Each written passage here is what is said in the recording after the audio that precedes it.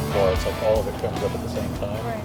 A flexi bar, you could actually see the weights like peeling up off the ground, like so they'll slide. So the first two will come off, the next two will come off.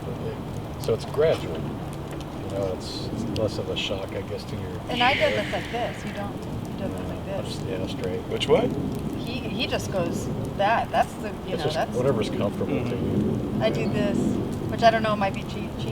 No. There's no rule on it. Like some people make fun of sumo versus traditional. It's a lift. It's like if you get it off the ground and you do a full lockout, it's a lift. Which I think is super funny, right? Because like people can make fun of whatever, right? Yeah. Like within CrossFit, there's different types of pull-ups. Oh, yeah. And then be like, oh my gosh, that's Kipping. not a real pull-up. And I'm like, I'm exercising. That's right. So like, let's start there. Yeah. Let's see you do it, bro. Let's see you butterfly, bitch. Well, I used to deadlift back in high school.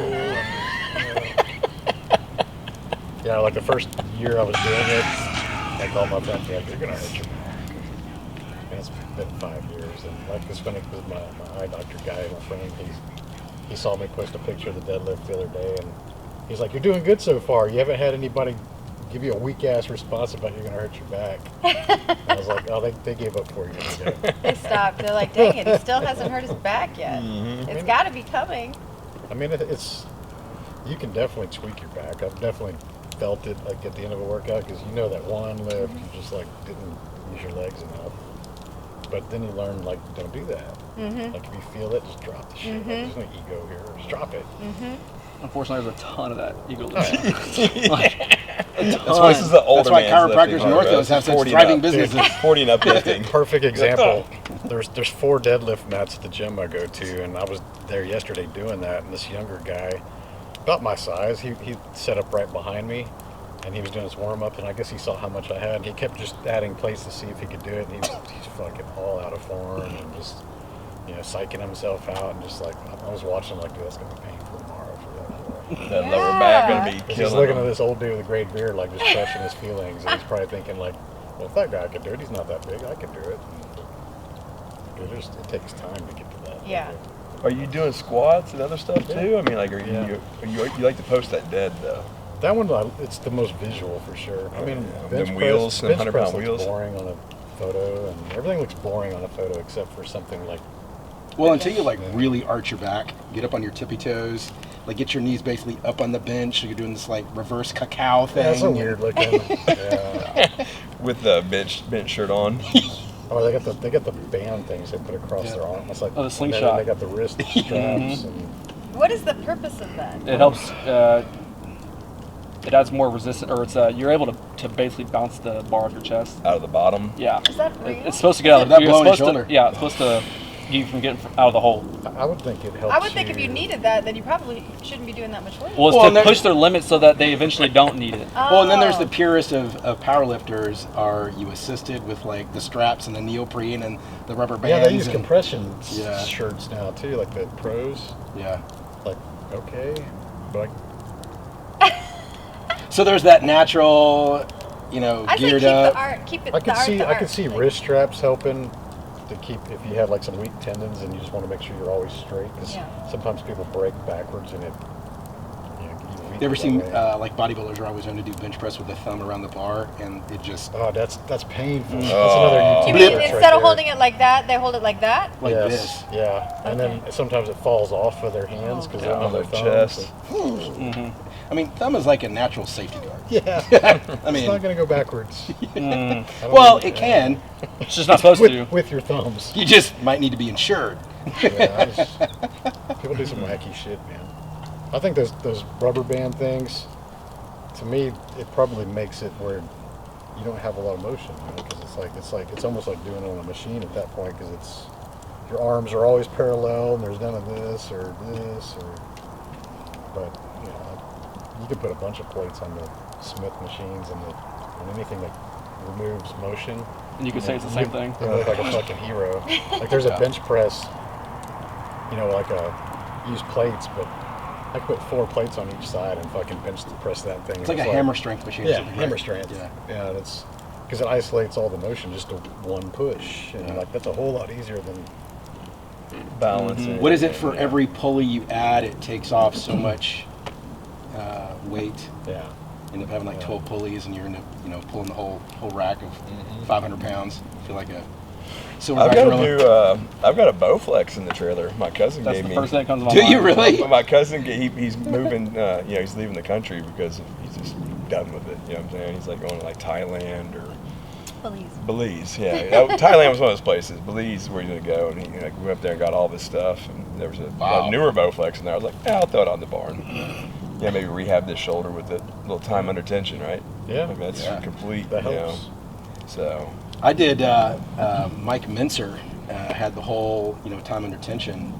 That a guy named Marcus Reinhardt, this pro bodybuilder, that it was literally one rep would last about 12 seconds, and you did it to failure. But you're set. But you did like opposing groups. So you did like a bench, and then you did a deadlift or like a seated row, but super slow, positive and negative. So it helps reduce injury.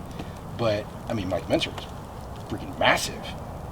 Marcus Reinhardt was a phenom, supposedly all natural. But when I did the workouts, they lasted maybe 17, 18 minutes. But you go to failure, but you don't stop. You go from like chest to then back, and then chest and back. But those, 6, 12-second reps, and it's brutal. But time under tension. Yeah. Insane. It works. Get a workout with just rubber bands. I used to pack rubber bands when I was working in Europe. Yeah. So I would just bring a bunch of different rubber bands, because I don't have gyms there. It's like Europeans don't really work out very often. It's not. They smoke cigarettes and drink wine. It's a different culture, yeah, especially in Italy. Like you very rarely find like a gym that you can just go use. The hotels definitely don't have any gyms there, so you just bring rubber bands and push up like little things you can take apart and stick in your baggage. Oh wow. Yeah. Huh. Well, how do you two know each other? I came on their show, I guess, like 2-3 months ago. It was. It was before the New Year for sure. Yeah. What was it? I had come across you via Arate Okay, through the network of hashtags, which is how her and I connected that's fun. a long time ago. But then there was a text or a message of, hey, you should connect with my friend Tony. I was like, oh, shit, I know Tony. And then here we are. Yeah. What I thought was amazing, and of course this is what I love about the power of social media, is, I mean, people that have amassed any amount of following, your DMs are just flooded. Yeah. Especially if you're female. But the chances of somebody seeing that are typically pretty slim to none. But I have reached out to people like Ed Milet, and he's responded. Yeah. He's really good about. Yeah. I'm like, how does that guy find the time to do that? Yeah. And you think, okay, it's a team. No, I know his producer, and he's like, no, Ed does that. That's what Ed does. Like, he's very in it. Andy, depends on how much shade you're going to throw inside a DM of something that's like controversial that he'll kind of chime on a conversation. But Yeah. a lot of people with big followings, you'd think you just disappear in the DMs. And so I'm never afraid of a no, and of course I'm also persistent. Because I'll look at all channels. Like, okay, what's the guy's website? I'm going to go here, contact form, I'm going to fill that out. I'm going to leave a comment, I'm going to tag him, I'm going to send him a DM, and I'm on it. That's the way to do it, though. Yeah. I mean, persistence does work. But when I found out that you were local, I thought that was just the coolest thing. I mean, this city of 6.5 million people got a lot of people that are noteworthy, but very few people put themselves out there enough to be accessible. That's true. Yeah. We don't know too many people in Houston doing things, which There's is unusual. 'cause Andrew Hernandez. Yeah. I mean, but if I Patrick was to think Bolanos. of Arate people, Yeah. but I mean, not just like really. speakers or people that are influencers, like you don't see, other than Joel Osteen. Nice. That's the one But that yeah, comes to speakers and mind. influencers. No, there's not. Well, and I guess what the closest would be Ryan in Dallas, Hardcore Closer. Yeah. Yeah, because I mean, you've got like New York City, you got Gary Vee and a lot of celebrities and stuff like that. So like major city, it's like you would think there would be an equal amount, right? But what's different, and I see you, you're in so many conversations every day. I see your notifications come up with a lot of threads and it's kind of like your book. You slice with such accuracy in your statements. Like it's got this razor sharp fling, and nobody really ever has rebuttal of the things you say because it hits a chord, and nobody's like, I got nothing. He's right, you know. Yeah. But because in social media, and Gary Vee gets it, Ed gets it. A lot of people get it, and those are the ones that are actually engaged with the people that are engaged with them. And I can't tell you how many times that I've had people, even The Rock, of all people, and he does watch his content for the first 30 minutes that he puts a post out. He's the one replying to comments and answering DMs. But very few people then reply back. Like, oh man, thanks so much, Tony, for checking out. Yeah, no problem, man. Like you have the second follow-up. Mm-hmm. That is what, to me, always shows, because there's a couple of people that I've reached out to, and when they do make posts on their social media, people comment, there's no reply. Sometimes they come back like 3 days later and reply. It's like, you wasted it. You lost a moment. They didn't have the energy then. That's one of the things that Ed teaches. He always makes 10 minutes for each post. So he'll set aside 10 minutes to respond and like acknowledge people, because he's busy. I get it. We're all busy. But I said, okay, that's easy enough. If I'm going to make a post, I want to give 10 minutes. You know, before I left the house to come here, I actually made a post because it was like the only time I could fit it in. And I was early because it was a lot faster than I thought. So I stopped at this gas station like a mile from here. And I said, I might as well just fill up my tank because I wanted to show up 20 minutes early. And I responded to my posts. So like you just do it. You get in the habit. So that encourages other people that, hey, if I participate, I know he'll at least acknowledge or respond. And that's what you train people, your audience, you train them to do that. And it's unfortunate so many people are like, don't do that. I think they missed the mark. They just missed that opportunity. From a business owner, where you've been in business pre-social, or in the infancy stages of it, where do you find the most value from social that a lot of people overlook? I think it's just the interactions. I think it's just you start to recognize the same names and the faces that are participating in your posts and things like that. Acknowledge them. Send them a DM once in a while. Hey, thanks for your post. We appreciate your support. Because it's supposed to be social media. It's like you're supposed to be social. You're supposed to be socializing, right? And too many people get on their social media and they make it all about themselves. And I think if you can have that awareness to go, hey, it's not about me. Like I might be doing some cool shit, but it's about you. Like I'm trying to encourage you to do it. And it takes a while to do that because a lot of times people, early Facebook, early Instagrammers, like when they're first getting on social media, they think it's like it's all about them. It's a photo of them and their family and them doing cool stuff and them flexing their stuff, and because they think that that's just what you do because most people do that, right?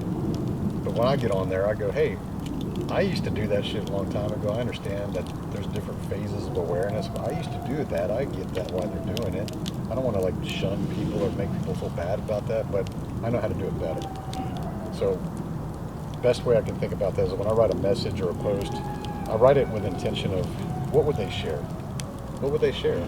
And in order to have something shareable, you have to write content or posts that resonate with them, something they would actually say or something they would stand behind.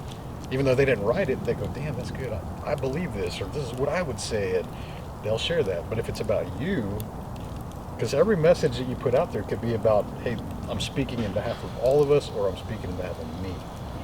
And if you can shift it to I'm speaking in behalf of all of us, those get shared. So if that's always your intention, you get a lot better engagement because everybody's like, yeah, I believe it. That's why you said people don't like to, well, they rarely will try to rebut it because I'm speaking in behalf of everyone. That's part of this 365 driven mission. It's not about me. It's not my only opinion, and you should only have this opinion. It's like, see, so it's what I can't remember where I heard it from, but there was another influencer, and I was reading it probably 10 years ago, and they said, write the bumper stickers people would put on their car. I like that.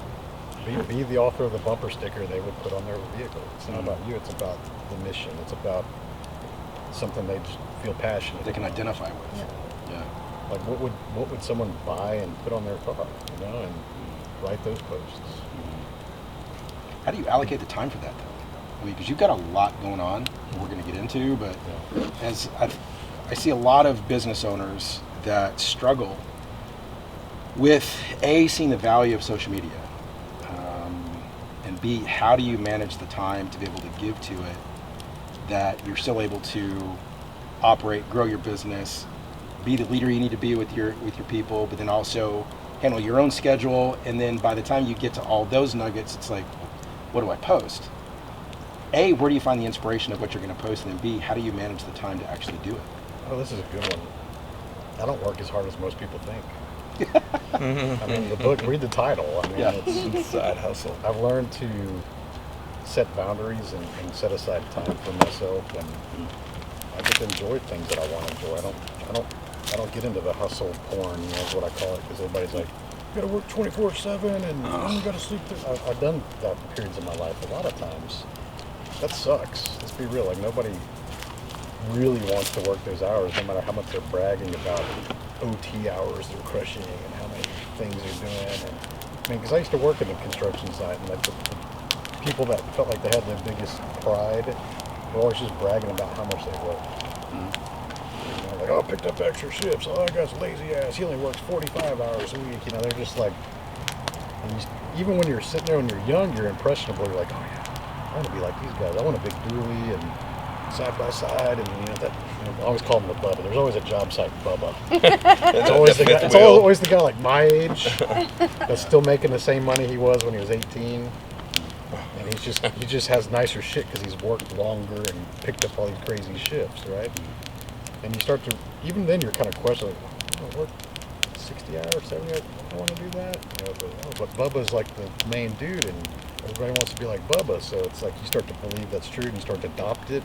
It's a badge of honor. It is. Yeah. Well, and it's also, we're of the generation of parents who that was the only way, Yeah. right? And that, if you didn't do it this way, because they needed to be right. Yes. So if you didn't do it this way and you could be successful without it, well, you must have cheated, or you must have done something. You must have screwed someone over. You must have stole it. Because there's only one formula, and this is the formula, and that formula requires that you do this many hours. You got to follow the formula. That's so right. to go against that and break away from that type of thinking, which is a core belief system, like that's not an easy thing to do. Oh, no.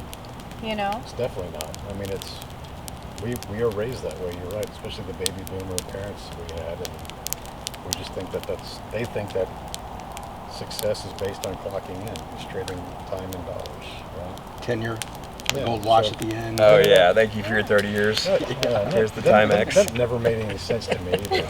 Like, when someone's retiring, why do you give them a watch? Like, they don't want to be on time anymore.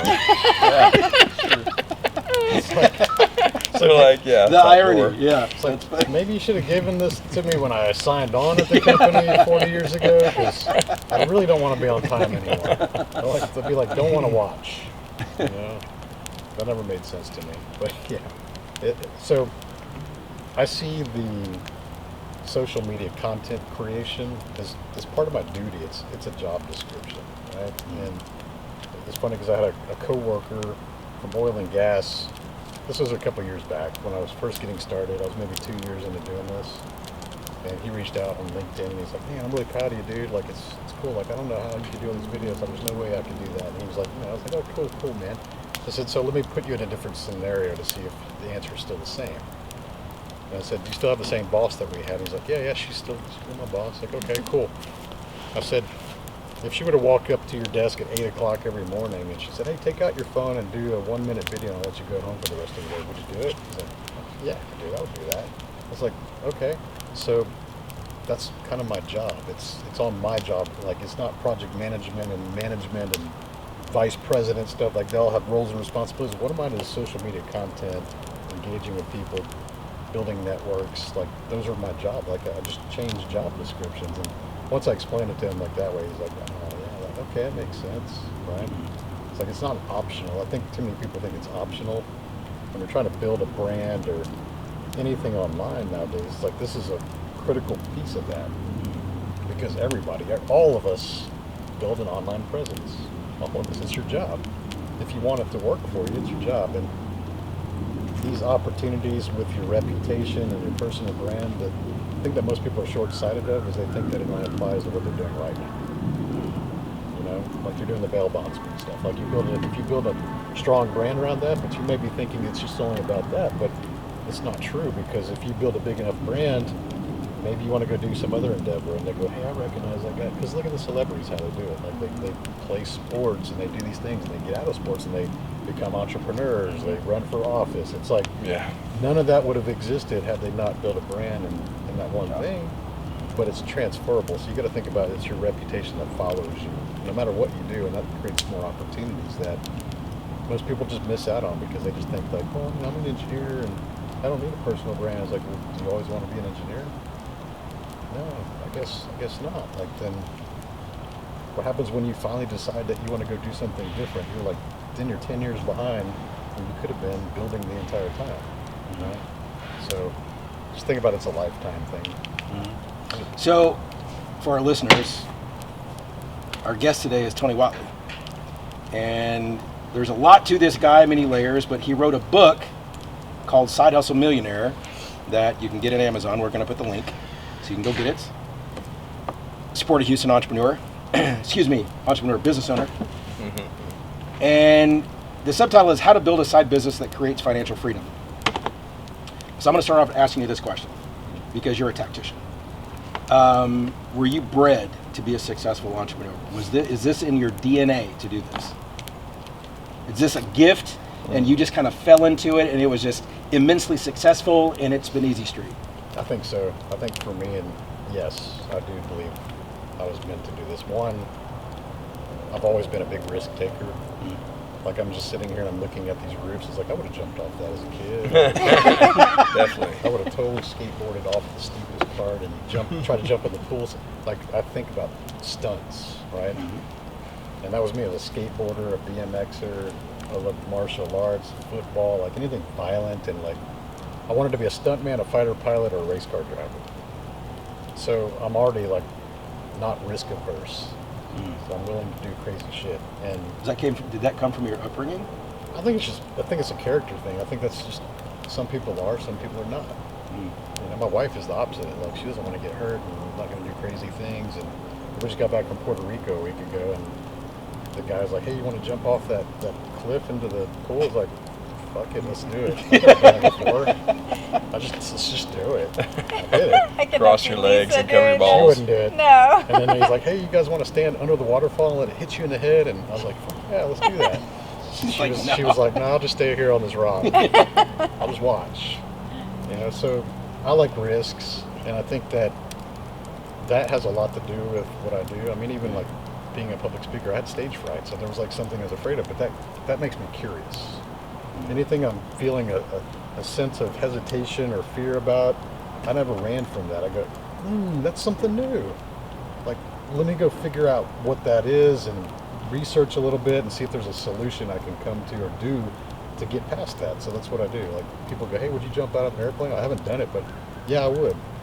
I have zero doubt. Like, someone like, oh, would you take one of those things to space? Like, yeah, I would do that.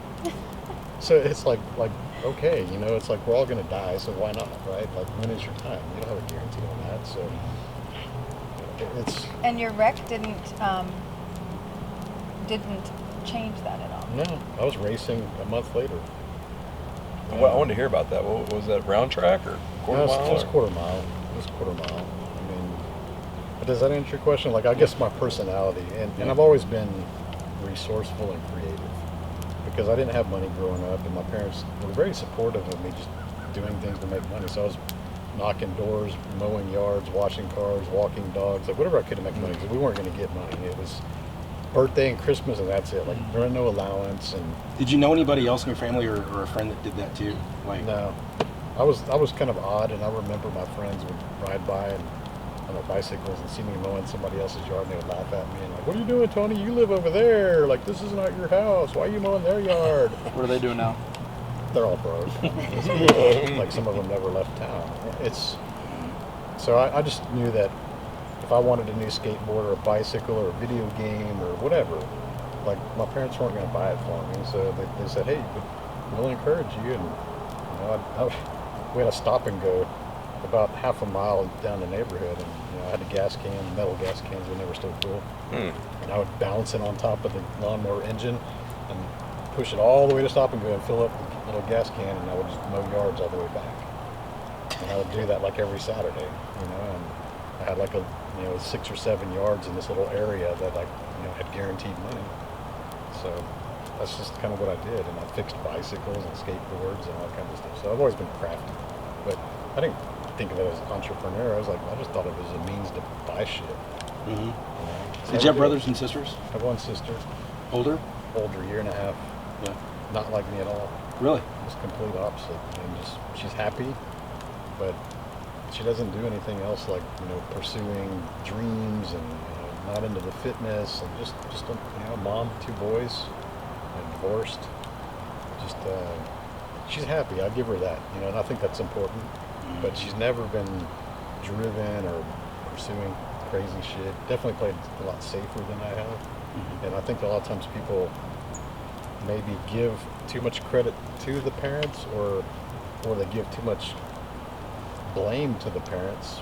They see somebody that's failure or success, right? They think like, oh, your kid's a dirtbag because the parents are shit, or they say, oh, you're really successful because your parents did this. Like, no, because all of us with siblings, anybody listening or watching to this, you can always see, like, even in a big family, someone's like a shithead, and like some of them are successful. So there's still an individual requirement with your children. And if you have children, you can't hold them all to the same standards, because you realize like some of them is going to be successful and some of them may be average, some of them might get you in trouble. It's not a reflection on you a lot of times. I think there's a lot of individual characteristic that most people just disregard because they blame themselves as a parent, or they blame their parents for their situation.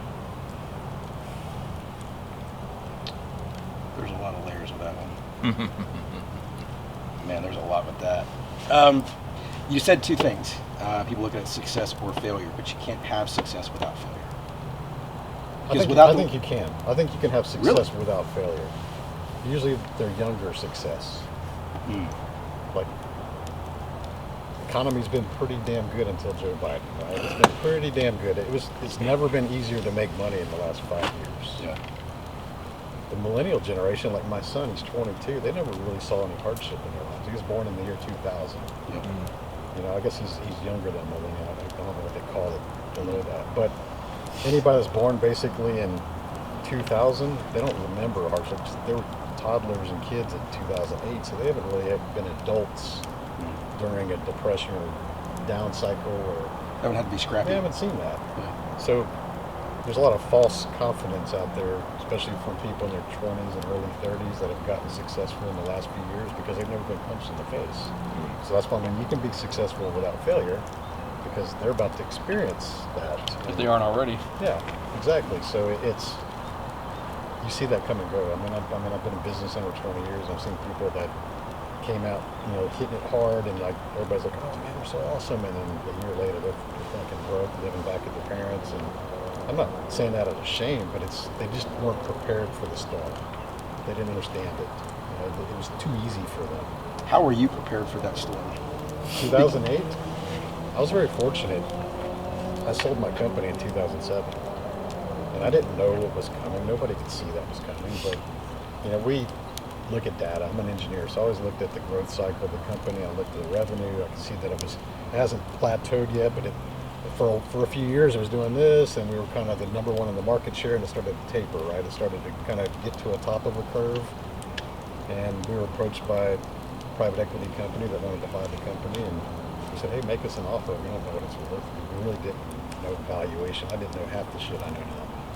And my partner and I, we came up with a number, and we're like, yeah, if they offer us that, I think we'd walk, because we both had businesses, all other businesses, and we were busy, and we were making money at careers and family, and we were just kind of like ready to move on. So this was a side hustle? Yeah, it was a side business. And What business was that was ls1tech.com.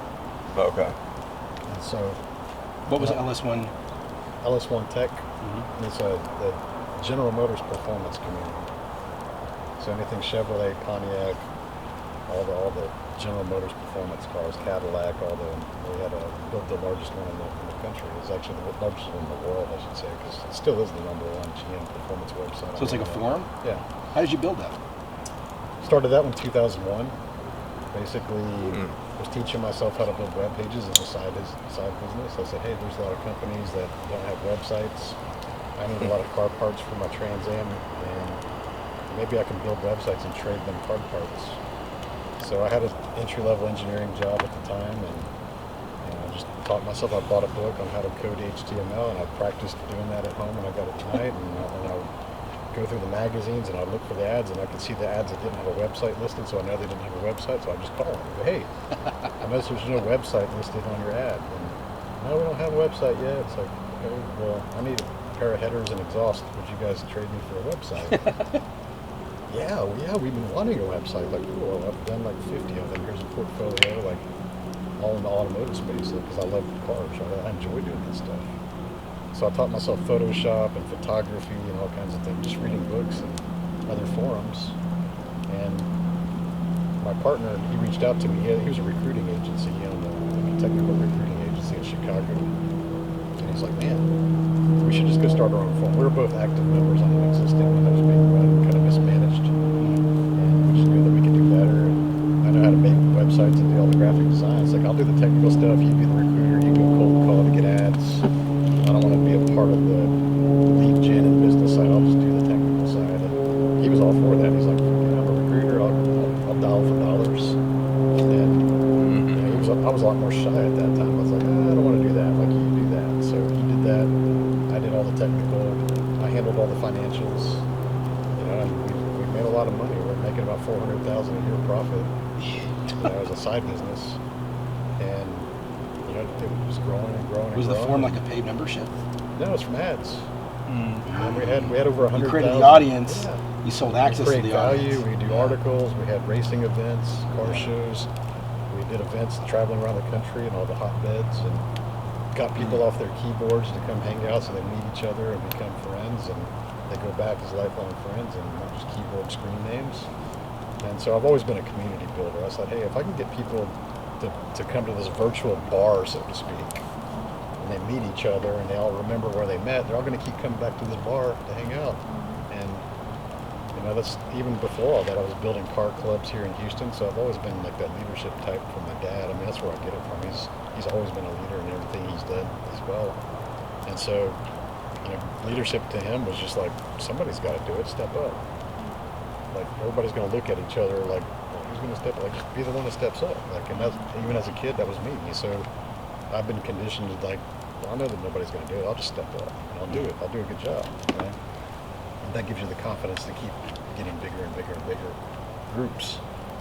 But yeah, the website, they approached us, and we didn't really know what valuation was. We knew what we were making, and I think the number, as funny as it's like, so, if they give us 800,000, I think we'll walk.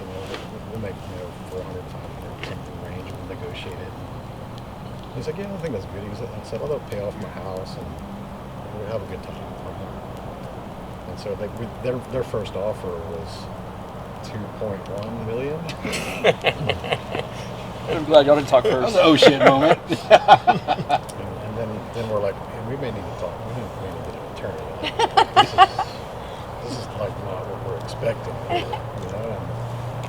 And they said, can we put a Google Pixel in the back end of the website so we can track all the analytics to verify, like, And I said, yeah, sure, no problem. So I got my IT guy and he put it in there, and a week later, they said, yeah, we're ready to move forward. And so we've got the attorney, and we said, do you think we should take the offer? He goes, first offer is always low, so just ask for more. And I said, okay, well, how about we clear $1 million a piece after taxes? And back then, capital gains was 15%. So I said, okay, we need 2.3. And they were like, absolutely. So, Damn it! I mean, who knows what knowing what I know now, the website's worth $3 million. That's Worth it. It was worth $3 million. That's even less. So, but we didn't know valuation. I mean, we were young and just making money. And we had a pretty good life already. I mean, I had shitloads of cars and stuff like that. And so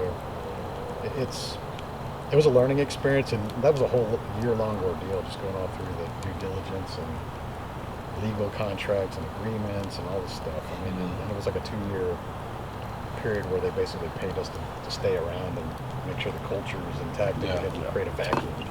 So I learned a lot of stuff about mergers and acquisitions going through the process, and so much though that the oil company, as I was working for, they were always putting me in their M&A teams, and even for like billion-dollar deals, I was doing M&As for giant deals and big projects, and I was always the one that was like the technical interface between legal.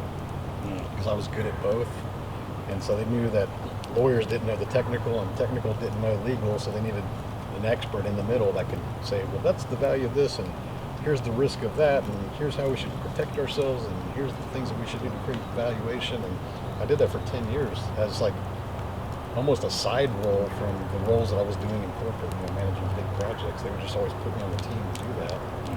I said, there's a lot of value in that. So I started helping other companies do the same thing, smaller level, private owned businesses. And I really have a lot of passion for contracts and negotiations and legal stuff, like change orders and stuff, like from contractors. I loved shooting those things down. They hated me negotiating those things because I was really good at contracts.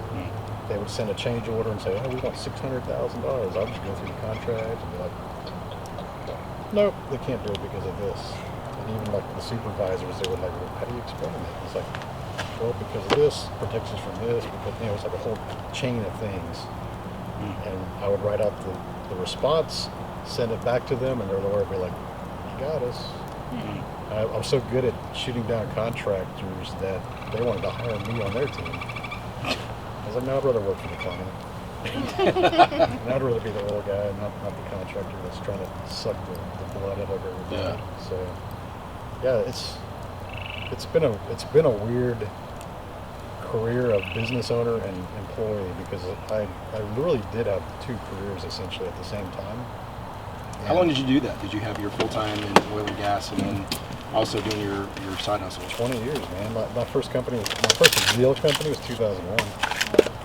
And I left corporate 2015.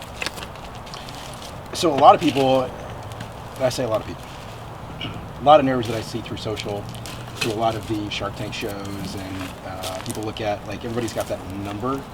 Well, when my side, even say, never leave your full-time job until your side hustle replaces the income. Yeah. But you had that for 20 years. Why did you never step away?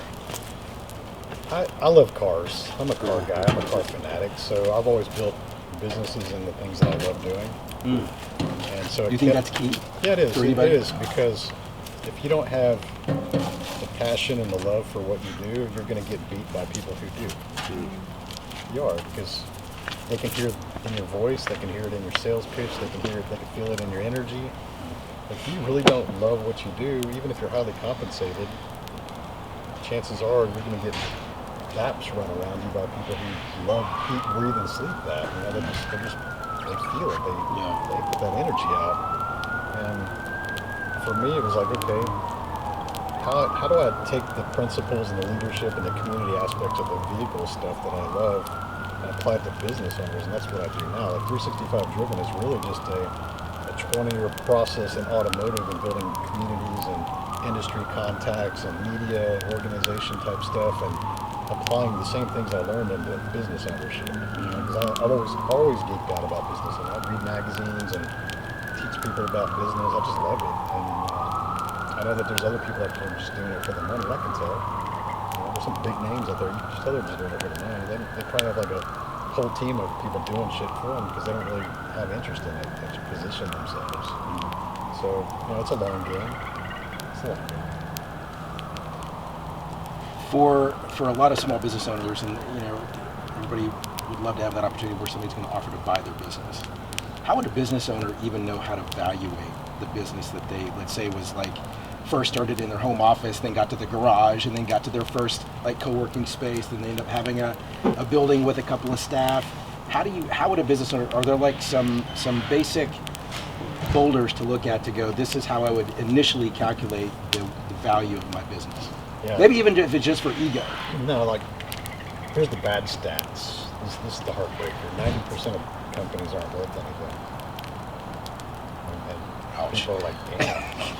Like, does it mean 90% of the companies aren't for sale? Like, no, 90% of companies are not worth anything. And it's heartbreaking because people can make very good livings from some of these companies. They have a very good lifestyle, making multiple six figures or even seven-figure net type businesses. And something that usually forces people to go into market is something that was unplanned. There's maybe a health thing, or partner dies, or divorce, or wanting to retire. There's always some kind of catalyst that creates the desire to maybe go sell your company.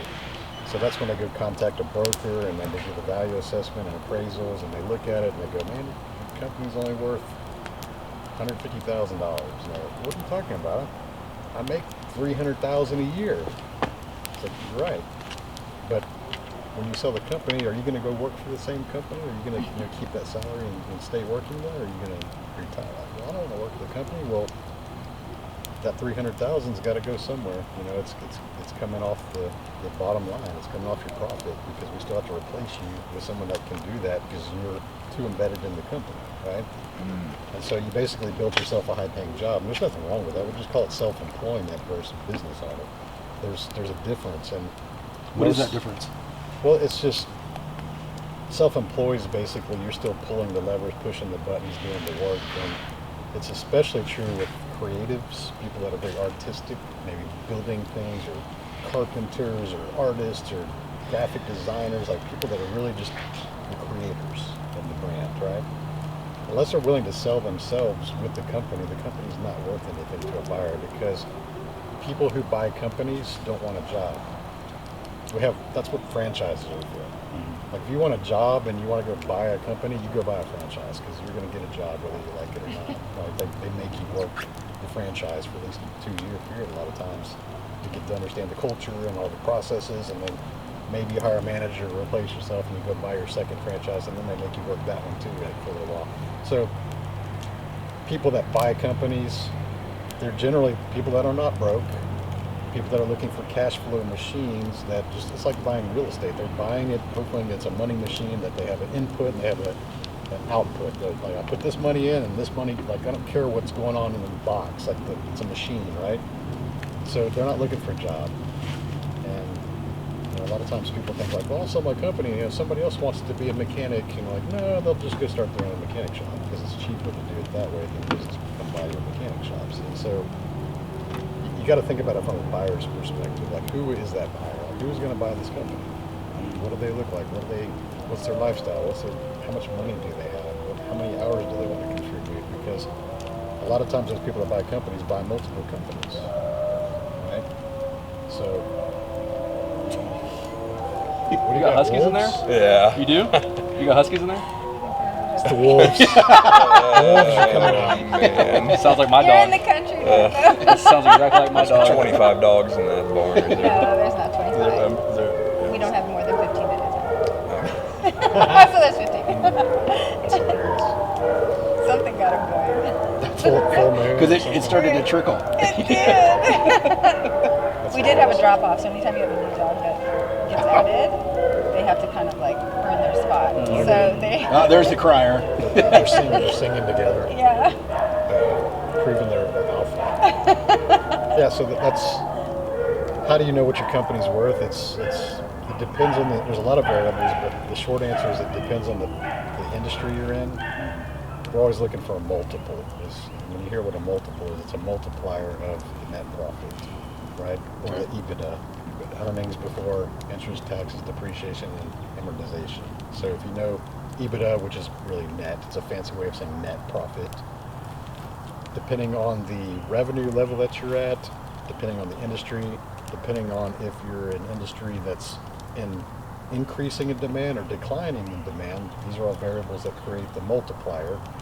So let's say that if you're a $1 million revenue company, small, like most business owners, and you're in a desirable industry, but it's kind of like stagnant, you're probably looking at a 2 to 3 multiple at best. So whatever your profit at the end of the year, after you pay yourself, after you pay all your overheads, like the net profit of your business, multiply it times 2 or 3. Because someone that's buying that company hopes that it cash flows enough that in 2 to 3 years it basically pays for itself. It's kind of like a loan if you think of it that way. So once you get into the 5 million range, it starts to change. That you're looking at 4 to 5x multiples. Now sometimes you get into the tech industry, like those guys are like 20, 30x multiples, because they can see the trajectory of this app or this device is going to go. If we put 100 million into this thing, it's going to go and blow up. So those guys know what they're looking for. So it just depends on where you're at. But a lot of times people just have to just settle for what people offer. And hopefully people understand that there's a lot of value in things that they take for granted. Like for me, website, for example, and you think it's like, how do you sell a website? It's it's digital. I can't hold it in my hand, and like there's like these intangibles, but the value is the traffic, and the value is the email list. When I have an email list of 300,000 people, and they're all performance guys and women that are focused in this niche. That's attractive. That's a lot of value right there, and that's where that extra million that I was telling you, that probably would have been 3 million knowing what I know now. Because what they look at is, okay, I got a 300,000 person email list. What would it cost a company to go build that list of that many people? Running ads and and getting people to hopefully sign up for free magazine or something to get their information. Like, what does that cost? And let's just say that it cost them $3 a person, right? It's like, okay, we got to run ads and we're getting $3 ROI to get people to sign up so we can get their contact information. So essentially, if you got a 300,000 list at $3 a pop, it's $900,000 valuation just in that list, right? So if you're a business owner, especially if you got a lot of customers like that, hundreds of thousands, like, you better start keeping their email list and keeping it conditioned, and that's a lot of value. It's a lot of value, because somebody may just come in and go, you know what, I don't want your brand, I don't want all this bullshit that you got, I don't want your product, but I'll buy that list for $1 million. You go to school for all this? No. What'd you go to school for? Engineering, mechanical engineering. But I like numbers. I like data. It's like we make these posts, and like I've been talking a lot about politics and stuff like the last 2 years, but it's data. Like, I don't look at the emotional side of it. I'm pretty good at removing emotion from things and just going, nope, here's the results. I'll go do the research. I'm good at that. Here's what I found. And if you want to argue it, like, show me what you found on your research. Well, I got research. Like, CNN told me this. Like, no. Like, here's the research. Oh, and here's some more research, and here's some more, and here's some other ones I found. They all kind of lean the same way. You're like, why is that? But you ended up educating yourself on something you found a real inherent passion for. Yeah. But where did your love for cars come from? Always had it. Was your dad a gearhead, and you guys were working on cars together? And... Yeah, my granddad and my dad were both Chevy guys, and they were always, buying cool cars. They didn't hot rod stuff. My granddad, he owned some cool stuff, C10s and 55 Chevys and stuff like that, but he never modified or raced. I mean, they didn't have money to do that. It was like a family car. My dad, he had a 72 Z28 when I was born in 72, so actually the first car I rode home in from the hospital in Japan was in a Camaro. And we always had Camaros, and my mom drove Camaros and 442s and Mustang GTs, and it's just, so he always had, sporty cars, but he didn't modify them. They were always stock, and He's smart. yeah, he was smart. Let's talk about that. When I started modifying, he's the kind of guy like, why do you want to go ruin a perfectly good car? You're going to avoid the warranty, and that. We're gonna be in the shop in 2 years. Exactly. So I was the first one. I was the first one. So yeah, always been a car guy. I mean, I loved Hot Wheels, and I was making car noises before I could talk. there's pictures of me running around with cars in my hand.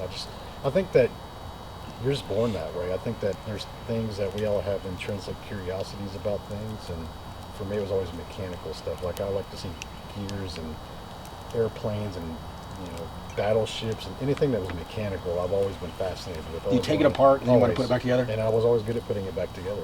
I'd never miss a screw. I look at things and I go, how does that work? And then I get curious, and not everybody's like that. My son's not like that. He knows cars, but when he was young, I'd have him come out in the shop and try to work, and he'd just kind of wander around and go in a daze. I'm like, what are you doing? Come here, hold his wrench and try to teach you something. It's just not. I mean, and I get it, and it's just not. I don't think you can become something you're not. I mean, you have to be curious about something to want to know better. So yeah. I think that could be a struggle with people right now, because we're in that hustle culture where everybody has to be a CEO of something. Some people are just honestly great number twos. Yeah. They're just not meant to be a number one. They think they have to be a number one. Then you have this social anxiety that I don't want to be a number one, but I feel like I have to be. But I really thrive as a number two, number three. how do you think somebody can overcome that though? Because we're in such an age where the badge of honor of work, and you got the badge of honor, you're a CEO of something, though you're really not. It's all optics. But when it comes to the happiness part of it, about really what makes you tick, you feel like you have all these pressures, but you dial it down to, I love cars, and I love to see how things work, right? And then you, over time, kept leaning in, because again, we're gonna put the time and energy into things that we really enjoy, and we're gonna watch shows, read books, we're gonna just absorb everything we possibly can on it.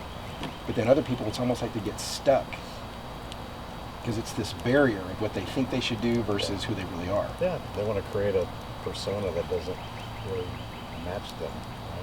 Right? Actually, that question reminds me of a post that I put out a few years ago that pissed off a bunch of my entrepreneur friends. I just pissed them off because I said, why are you calling yourself a CEO when you have no other executives on your team? Who are you a chief of? Exactly, because the CEO is the chief officer, is the chief executive officer. So that means you have other officers. You're just the chief officer, right? And like you said, it became a trend. People put in their Instagram profile, CEO is like, oh yeah, who's your vice president? Who's your marketing guy? Do you have other executive level people? Because I come from corporate, so I understand like the titles meant something over there versus just calling yourself that. I've always selected founder. Founder to me it's a more prestigious title, and plus it lasts forever.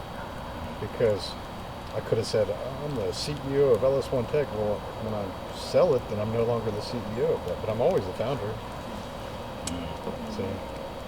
So I think that if you're going to start a business, just be the founder. I think that's way cooler. It sounds like you're more creative and has a little bit more clout than a CEO, like you said, everybody's using, right?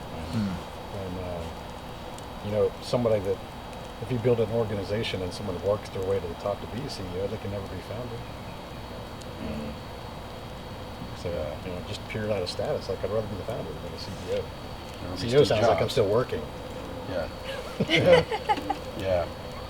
But founders flying off into space. Dude, it's there's a lot of pressure because people think they need to be CEO, and these really stupid phrases like you could be the CEO of yourself. It's like, what the hell does that even mean? Like chief executive officer of your other officers? I mean, introduce me to your CIO. Here's your CFO. That's my left arm. Oh, okay. Your CFO. Yeah. Who's your CMO? My smile. Yeah. My CMO. Like it's just imaginary bullshit, right? So don't get hung up on titles. I remember going to the automotive conventions like SEMA. I used to go every year, and one of the founders of a really big company, and this is back when business cards were a thing, because we're going like 15 years back, and I finally met him. He was an advertiser on my website, good dude. He handed me a business card because I asked for one. He wasn't just, I was like, you got a business card? Yeah. And it said Chief Arsonist. I was like, oh, okay, that's kind of funny. He's like, yeah, because I'm always like creating fires and putting out fires. Firefighter. So he's like, fuck titles. And titles don't mean shit, And it's like, this guy's a multi-millionaire, and I was like, there's something to that. There's a good nugget there. That's what Gary Vee uses all the time. What's he use? He's a firefighter. He's a firefighter. When he wants to fill out a job title, puts firefighter. Yeah, dude. I mean, like even in corporate, I was like, people get hung up on titles. Like I'd rather have pay scale. Like I'd rather just get paid. If I'm gonna be here, like you can call me whatever the hell you want. Just pay me. Just pay me. I'll be the VP of TP. Well, and I think too, like if you become an invaluable contributor to an organization, it would be hard to give that person a title because they're involved in so many things that are valuable. Yeah, well, they give you creative titles and like strategic something team lead. Like we had to create a bunch of bullshit titles for our expats because you couldn't give them a title special? Yeah, you couldn't. No, the labor laws, we could not give them a title that an American could take that job. See, so we had to create these really long freaking titles that would probably wrap around to the other side of the business card to be able to get around that. And we're like, oh, he's the only one that does this. So titles are. Don't get hung up on the titles. Like That seems to be a big part of people's identity, though. Yeah. I don't know if it's like It's an Instagram bio thing. It's status. it's all status. LinkedIn, It's a flex. you know, It's a flex. It's a status. I mean, I get where they're at. I've been through it. I mean, yeah, we can poke fun at it, but I've been there, so it's like I understand where it's coming from. Even like, like we talk about the Instagram flexes and stuff. I can't completely make fun of that because I did it. I was the guy that would post pictures of 10 cars in the driveway. I've done that, and I remember even taking those photos, like feeling like a d-bag. Did you? Yeah, I mean, like anybody You just feel flexing, nobody flexes by accident. Let's be real. Nobody flexes by accident. There's always like a little bit of like, is this here?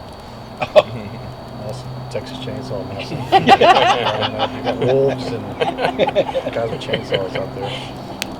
But it's like, like, because you're feeding your insecurity, right? Just admit it. Like, you're like, I'm taking pictures of all this cool shit, and yeah, it's a little bit of insecurity. I'm just trying to validate myself and get approval. Like, you're doing some internal work if you have that level of awareness. But even when you're about to post, you're like, fuck it, you just do it anyways, right? Yeah. Right? So I get why people do it, and I fully understand, but what it tells me is that they're just not mature with money yet, right? Because I don't think that you should, be like, well, I'm never going to flex or show, like, you should show your lifestyle. If it's a legit portrayal of your life, show it. Like, who gives a shit? Like, people are going to be critics whether you do it or not, but just understand that people that are far more successful than you understand that because they've gone through it too, and they're going to look at that and go, oh, you're new rich. Like, oh, you just came into money in the last, 3-4 years? Like, I remember doing that. It's so cute. And like, that's how you feel because it's true. And I can tell when people are like new to multiple 6-figure and new to 7-figure. I can see that. And you have to go through those phases. Then when you get to be my age, I'm 49, and you look back and go, yeah, could have done that better. I could have been a little bit more humble here. I could have done this. You learn. It's wisdom. But you talk a lot about critics. You know what I mean? And I know that's something that you've gone through your fair share of as you've made transitions from corporate to your new, being an entrepreneur and business owner and stuff like that. And I'm just curious, like, looking back at all of that, what are some of the things that you would have done? Is there anything you would have done differently in how you handled coming up against that and walking through those fears of just like, I'm going to get criticized for this, or I'm going to get made fun of for this? Yeah, I mean, I always had backyard type critics going. It's different when you build a successful company and you're kind of the man behind the curtain, right? You got a private life. It's a whole lot easier to like just fade out the critics because they don't know your life. They don't really know you. They're not having dinner with you. You're not going on vacation with them, and so it's easier to like, whatever, like those people. But when you start to put yourself out there, and it's you now, and you're in the spotlight, and they're hearing your words or reading your books, and your name's attached to things, those critics sting a little bit more because it's personal. It's not, you're not making fun of the company. It's like you're making fun of Tony or Suzette, So looking back now, I would have just given them less attention because I realize that people that criticize you, unless you're being a dickhead, if you're doing things bad intent, out of integrity. Yeah, if you're just really like doing things for bad reasons, negative reasons, you deserve all the criticism because you earned it, right? But if you look at hey, I put this content out there because I'm trying to help people. I wrote this book because I'm actually trying to help people, and you receive criticism for that, don't worry about that because what you're doing is you're waking up those people that realize they could have done more for themselves, and they don't like that you're doing it because you're proving to them that they're a fucking big failure. Like, they could have done this. Like, a lot of times the people that criticize you are the ones that could have done what you're doing. Like, they know they could have done what you're doing. They just didn't have the effort or the courage to do it, or because I was getting criticized by some people that were financially successful, like people in the oil industry and people that I've known for 10, 15 years in the car community. And they're like, what are you trying to be? Like Tony Robbins? And like, they would say just passive aggressive bullshit things like that, and it's like, so what's wrong with that? Yeah, exactly. But it's, like I had one guy, he goes, why would people listen to you? You only made a couple million. I said, well, how many have you made?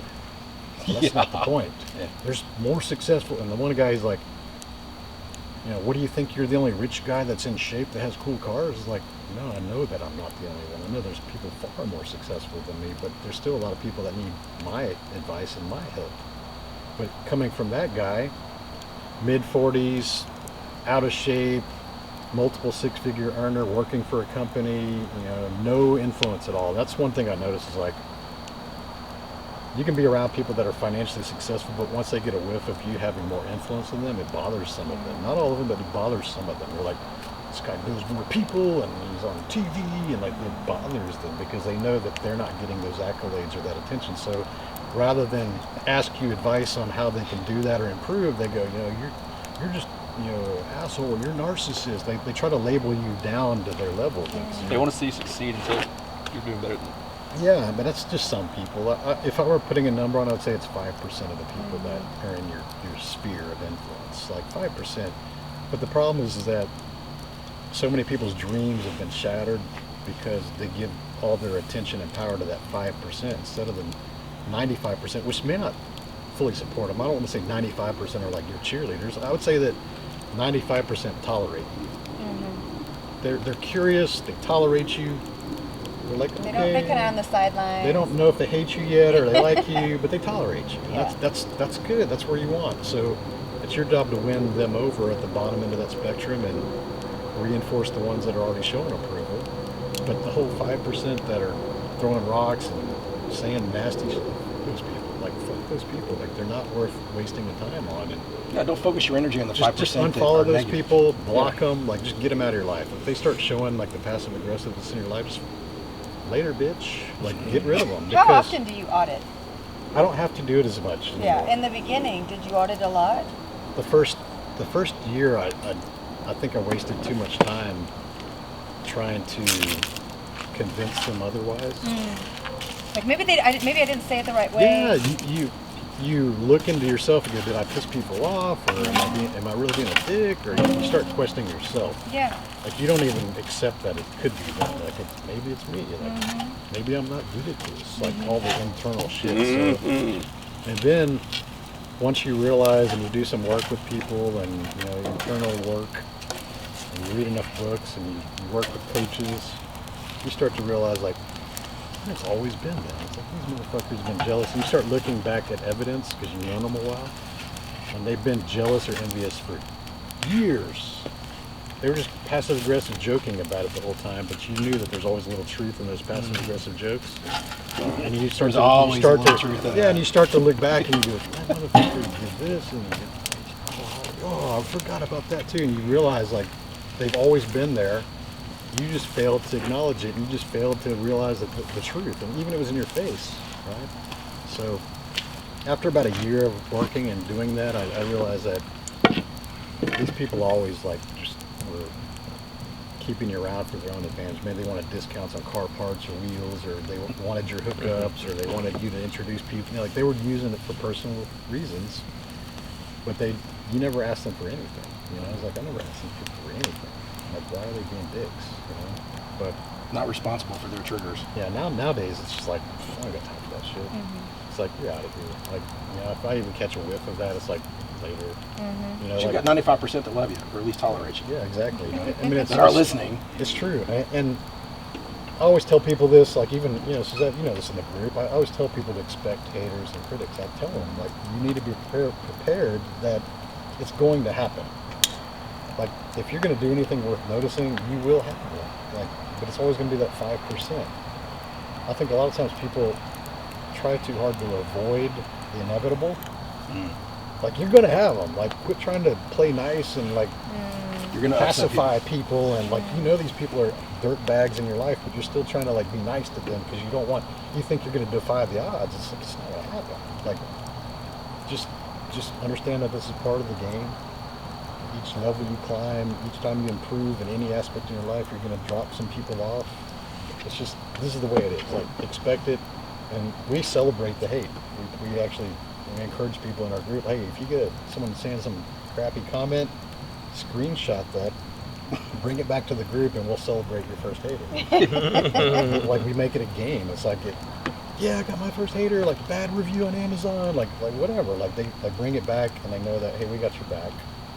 And welcome to the fucking party finally, because if you ain't got it, then you're not doing anything worth noticing. That's the hard truth. Like if you don't have haters, you're not doing anything worth noticing. It sounds tough and it sounds, well, he's being a dick, but it's the truth. Are you doing anything on TikTok? Yeah, I was It gonna seems like there's some, I was gonna say we have a on our ton of haters on TikTok. TikTok. I love haters though. They create engagement They do. Big because fan. the people that tolerate you will defend you. Yeah, That's and right. they defend him and Joe and Dion all the time, but they do get slammed. But that's the great thing about building a really good community, Yeah. because when it's like your 300 shield, right? Oh yeah. Because People step in. Yeah. You don't but, even have to say anything sometimes. But people are like, oh, I need to delete it. No, leave it up there, man, because you're going to take away the bait that gives the people that love you a chance to defend you, Yeah. and then just shut them down. Yeah. And then the algorithm's like, ooh, everybody loves you. Look at all the engagement. We're going to give you more. That's the desirable outcome. That's where you want to end up. But Yeah. it's hard at the beginning because you don't have that team. You don't have that support. Right. So you feel alone, and And I think we try to toe the line, right? We try to toe the line with we don't want to make anybody too mad. But we want to earn respect and validity in the community. But just like you've said before, you just at some point you have to just be willing to just like put yourself out there, right? Yes. And it's going to be welcomed by some people, and but it's going to really be, there's going to be an adverse reaction. Yeah. And that, and that really sits with me. I think about that. Like you can't keep towing the line and then think you're going to continue to just attract, the followers. Or it doesn't matter how long you've known somebody, how close of a relationship you guys have had. It doesn't matter. Like people hit a ceiling sometimes, and they feel like they can't keep climbing with you. They just, for whatever reason, it's internal to them, right? Or disbelief, or what I said. Like as you shine brighter, you start to eliminate the darkness in others around you. And they don't like that. They'd rather you dim your light because they would rather keep their darkness to themselves. well, we like everyone to be here, Yeah. right? We don't want people getting out. It's like whack-a-mole. Someone tries to start getting too high. It's like wham with a passive aggressive comment, or who you think you So are. somebody that we're close to, or we know, it's like we just don't want to see them up there. And subconsciously we don't want to see them up there. Yeah, I think it's a human nature thing. I mean, Yeah. even monkeys argue over bananas. I like that. I mean, it's just, Yeah. I mean, it's like they could be best buddies. Like, motherfucker, give me that banana. I mean, it's an animal instinct type of thing, right? But where most people fail on the 5%ers, where they fail is they lack the awareness of. It's okay to feel envy once in a while, but you have to acknowledge it and go, okay, why am I envious? Like, Yeah. and kind of do that process. Yeah. Like, you don't have the awareness. It's like they have the knee-jerk reaction to a stimulus, and if you just have that moment of pause between stimulus versus reaction, or words, or anything like that, that's where you get wisdom. Like people wonder what wisdom is. It's just awareness. To me, it's just I see something, I feel an emotion, I acknowledge the emotion, I go, what's the proper response here, or the words or the action, and that's wisdom. You see what works over time. So Elliott alluded, and it kind of got skipped over, but because you started racing cars, Yeah, right? When did that start for you?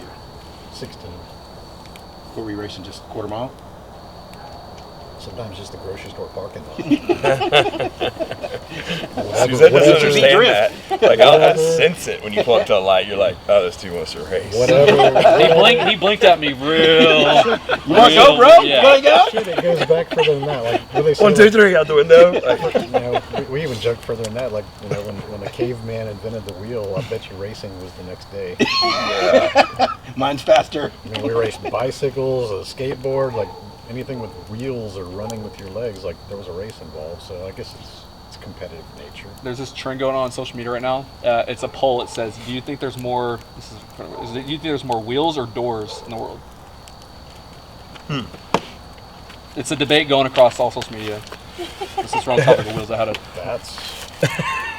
I'm gonna guess doors. I have to guess doors. Yeah. Because I think I'm just logical. I go, more people have homes than cars. Yeah. But how do you? It's not just cars. It's true. That's true. When you factor all wheels, All wheels. there's got to be more wheels then. You're right. with all the devices and things like that. Not just transportation, but just anything with the rolling. The drawers on your kitchen have wheels in them. Yeah. Right. Good point.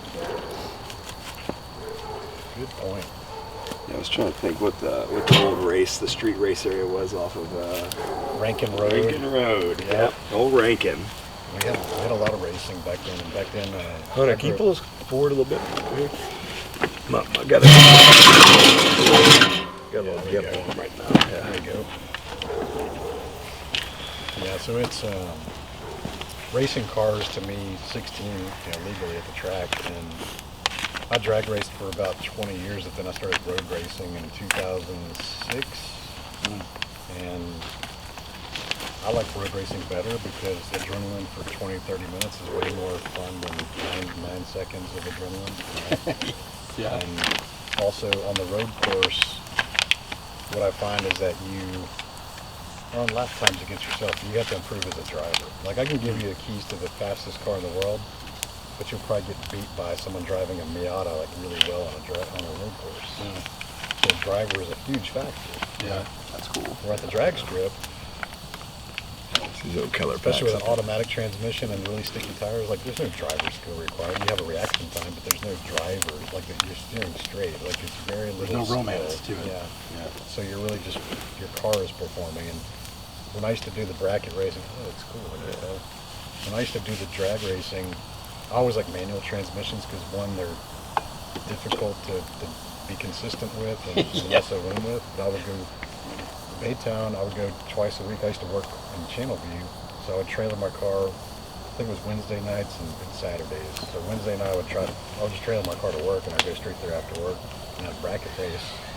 A bracket race where you write your ET on the windshield or the side window, which you estimate your car is going to run down to 100th of a second. Right? So if it was a 1065, you would write a 1067 on it. You just try not to go a little faster. Right? You don't want to go faster than your time. That's the game. And so they stagger the green light based on the two cars and the difference between their ET. So if you're racing a 12-second car and your 10-second car, they get to take off 2 seconds ahead of you, and by the finish line, you're usually crossing right at the same time, right? But if you went faster than what you rode on your windshield, you break out and you lose the race. So you couldn't sandbag. And I got so good at doing that, there was different classes. I was in a sportsman class, which was like all the guys that had like partial sponsor deals and racing cars that they couldn't drive, and I would just drive there sometimes in a Firebird mid 10-second car, and I would just whip their ass. And I was so good with the manual that the announcers would be like, "You guys hear how fast that shift is? Like, that's actually a manual transmission, guys." Like, and I have videos like I shift faster than a Porsche PDK, and it sounds stupid because people are like, "Porsche PDK automatics are the fastest." They shift the gear in 0.10 seconds. Dang. But I also can measure my own car, and I was shifting in 0.10 seconds in my manual. Speed shifting it or with the Yeah, clutch? Yeah, just clutch. Dang. Don't lift the throttle. You just don't lift the throttle. Just to the floor with the It's throttle. just Just, like, you just floor it, and you like this. would you have like a little Hearst, like a little tight looking? That was good. It was a good racing shifter, like different cars, but and Vipers the same way. So I set a lot of national records in manual transmission cars, and the Firebirds and Camaros of each generation, and then even in the Dodge Viper now, I still have the fastest stock Gen 5 Viper, like since they came out. I set that record in 2013, went 1097 in a stock Viper. To this day, nobody has beat that record.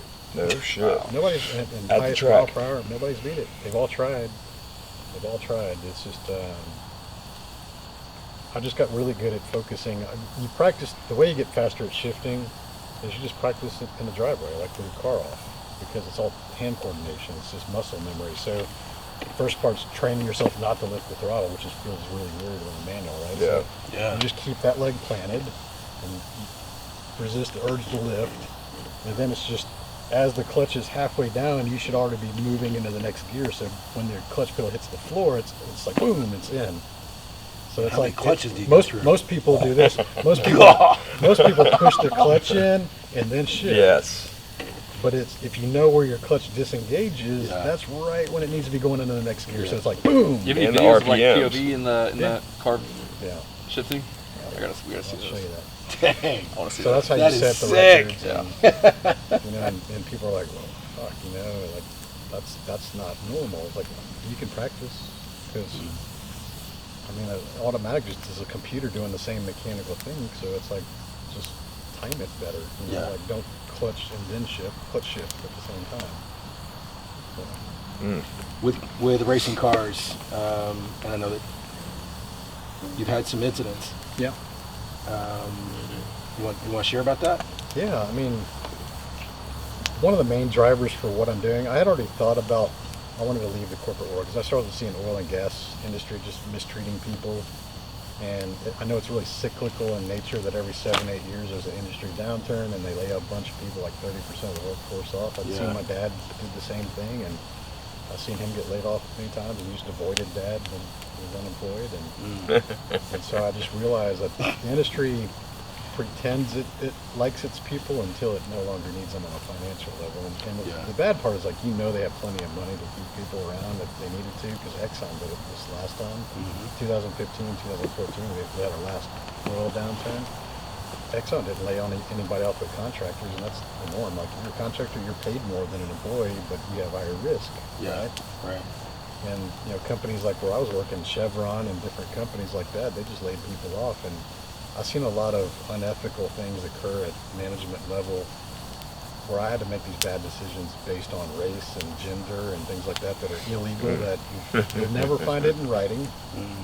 And, they'll say, oh, can we keep so-and-so because, they check these boxes and, and so-and-so's been here, and if we lay them off sooner, their pension will be less. It'll cause a less financial impact to the company, but if we keep them around, this other person around, then it saves us tens of thousands of dollars. Like, wait. You're talking about screwing somebody over that's been with your company 20 years, that's only 3 months away from their full pension. So if you lay them off 3 months before their full pension hits, they only get paid 80% of their pension. Like, that's kind of fucked up. They just gave you 20 years of their life. Yes, we have to do that. So I was the one that had to deliver that bad news, and I would try to fight for my team and be like, so-and-so does the same job. They're both paid, paid equally, and tears and seen some bad things. That's just one example, So I was like, dude, this industry pretends it likes people, but they just use people. Just like most companies, most big companies. You're a number. And like my layoff, 2015, this was, I think it was like August, sometime like that. I was finishing up a job in Africa. And I knew that we were going to get laid off because it was a downturn. We were finishing our project. Right?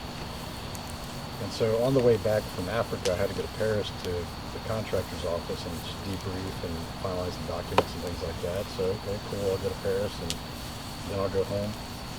And I was in Paris a couple of days doing the debrief and get back to the hotel. It's like 8:30 p.m. and my boss in Houston calls me and she says like,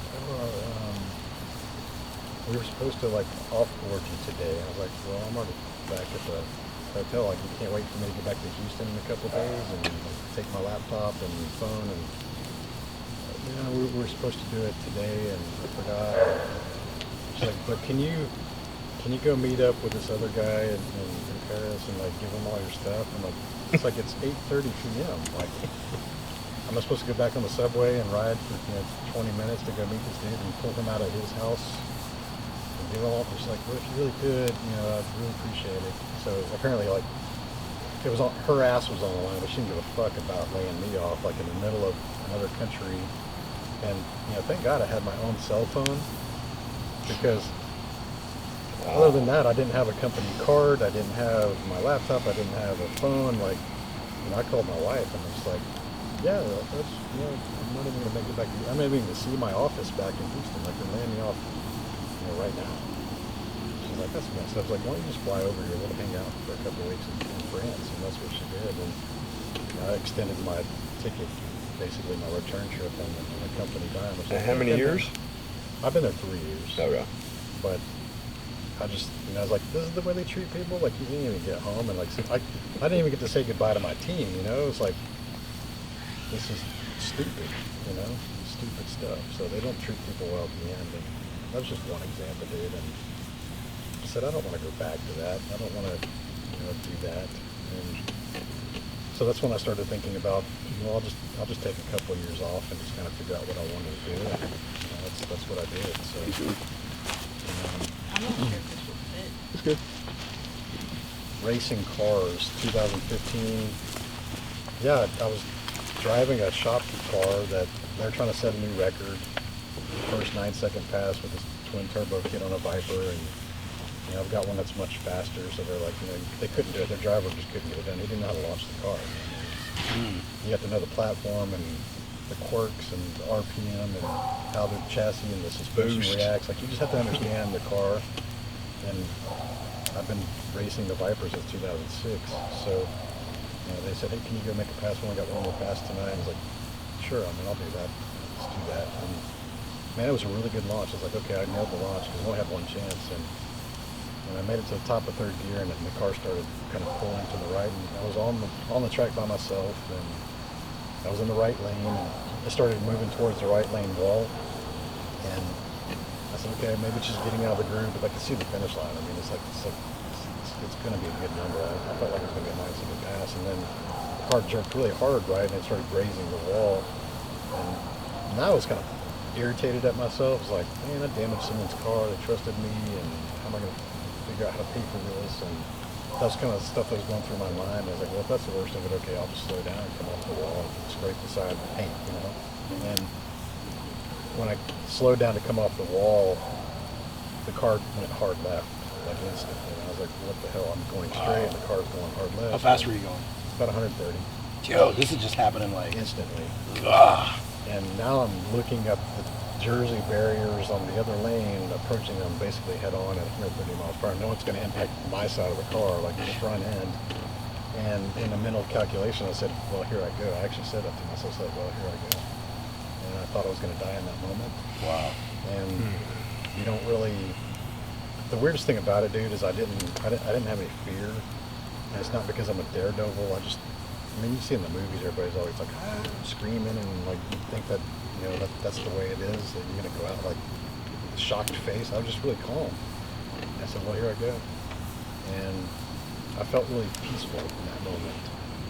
I felt extremely peaceful in that moment. And it was literally like a Jesus take the wheel type moment. I was steering straight, the car's going hard left, milliseconds, impact hits, I shut my eyes, airbags deploy, and the cabin's all full of smoke, and the car's just sliding and sliding and sliding, and I didn't know if I was injured or not. I just remember being conscious, and all I could focus on was stay awake, get out of the car, stay awake, get out of the car. So I shut my eyes and just was listening and feeling for it to stop. It felt like it was sliding forever, man. It really probably wasn't. It was probably 300 or 400 feet, but it felt like an eternity.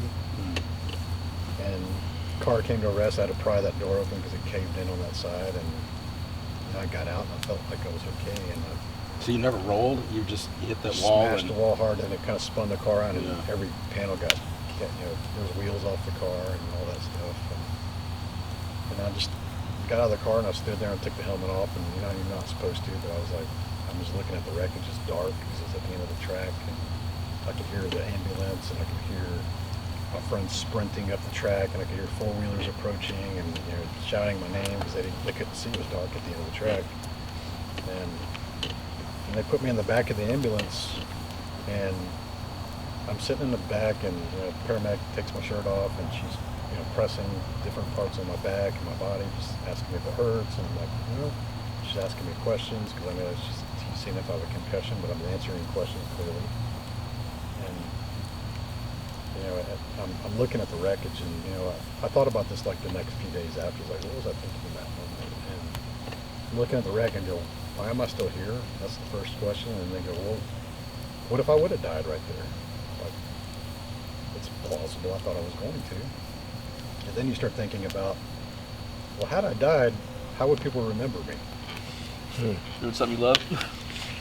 Or just not how you died, but Yeah. how would they remember you as an individual, right?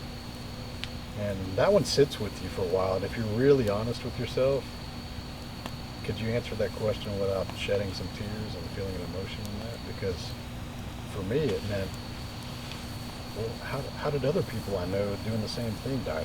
How are they remembered? Like, you do comparison just like anything, right? okay, I know people have died racing, people in the same scene, motorcycle guys, like, how would they remember? Like, and it was like this blinking neon light in my mind of like what it was, and it would have been nice rich guy gone too soon, cool cars. I said, okay, let me sit on that. Like, nice rich guy gone too soon, cool cars. Like, is that good enough? Like, so and so is remembered by that. Like, is that good enough? And if you're competitive and you know that you could do more with your life, no, that's not good enough, because it's kind of superficial. There's a whole lot worse ways to be remembered, but to me, it's like you didn't do enough. You just didn't do enough. So I said I need to go create more impact, and I didn't know what that meant at the time. I just didn't know what that meant. Like, what does creating an impact mean? Does that mean I got to go start a nonprofit, or how do I impact the world? How do I leave a legacy? How do I create impact? Like, what does that mean? Like, it's different for everybody. There's no one answer. And that was that next 2 years of 2016 and 17 of me kind of just doing the soul searching and figuring out what I wanted to do and how I was going to impact people. And I started thinking about what is the things that people are always asking me advice on. Like that's the thing that you position yourself as an authority or an expert in. So that's how I'm going to help people. Because that's how people see you. That's how people see me. That's an expertise or an energy or passion that I put out there that people have already acknowledged that, okay, so what you're saying is I need to go help people start businesses and become successful entrepreneurs, or get them to escape the workforce, like all the things I've done. And that's how I'm going to impact millions of people. That's how I'm going to do that. I used to say thousands of people, and sold thousands of those books. And I was like, oh shit, well, I guess thousands of people have got my message. Let me say 10,000. No, that doesn't make any sense, right? It's 100,000. Like, that doesn't make, like, you have to say millions. You just have to own it, right? Mm-hmm. And so everybody has their own way to impact this world. Everybody has that, and that just happened to be mine as business. Like, yeah, I'd love to, save all the puppies in the world. Like, there's a lot of things we'd like to do, but like, how are you best suited to do it, right? And so the accident was the catalyst of that, and leaving corporate and not wanting to go back, and just kind of doing that soul searching and deciding that I was going to write a book. And then that just led to what I'm doing now. So yeah, it all came as a result of facing what you think is near death, certain death, really, and realizing that you're not really scared in that moment. Like, when you really think that you're going to die, and here's the weird thing about that, because I got really fascinated. They call them NDEs, right? Near-death experience. I got really fascinated with that after I felt that peacefulness moment. And so I started searching other NDE stories and talking to other people that had similar situations. And dude, it's more common than I thought. Yeah. Like, have you ever been in a situation like that where you thought, like, man, I'm probably going to die right now, and like, your emotion's not what you think it is. As a child, man. Yeah, just like if anyone's like ever drowned or even died, like been resuscitated. My dad, he had a stroke and his heart stopped, and they resuscitated him in the ambulance, and he said he wasn't scared. So, I'm very spiritual. I don't go to church and things, but I believe that there's a higher calling, and there's a reason that we all exist. And when you think about this, is that the people I've talked to that have faced death, like really, or have died, and they felt peaceful, but were educated to fear death because of survival instincts, and just, like, don't stick your hand in the fire. It's hot. That's kind of like what you learn. But when you realize that you don't really fear death, why do you fear anything? Why do you fear anything? Why do you fear other people? Why do you fear failure? Like, all these bullshit things. Like, you don't fear death, so why do you fear anything? And that's kind of the catalyst of what I started to do. I was like, well, I'm just going to get over this public speaking fear and start doing things that make me uncomfortable, and pursuing things, and writing a book, and launching a show, and just fuck the doubters, fuck the critics, fuck the haters. Like, it's really, I faced it, and a couple of years later, I actually had a friend that he hit the wall at Circuit of Americas. In a Camaro, his brakes failed, and he went straight off and hit the freaking tire wall straight onto the Camaro. And there's a photo of his car, like 8 feet in the air.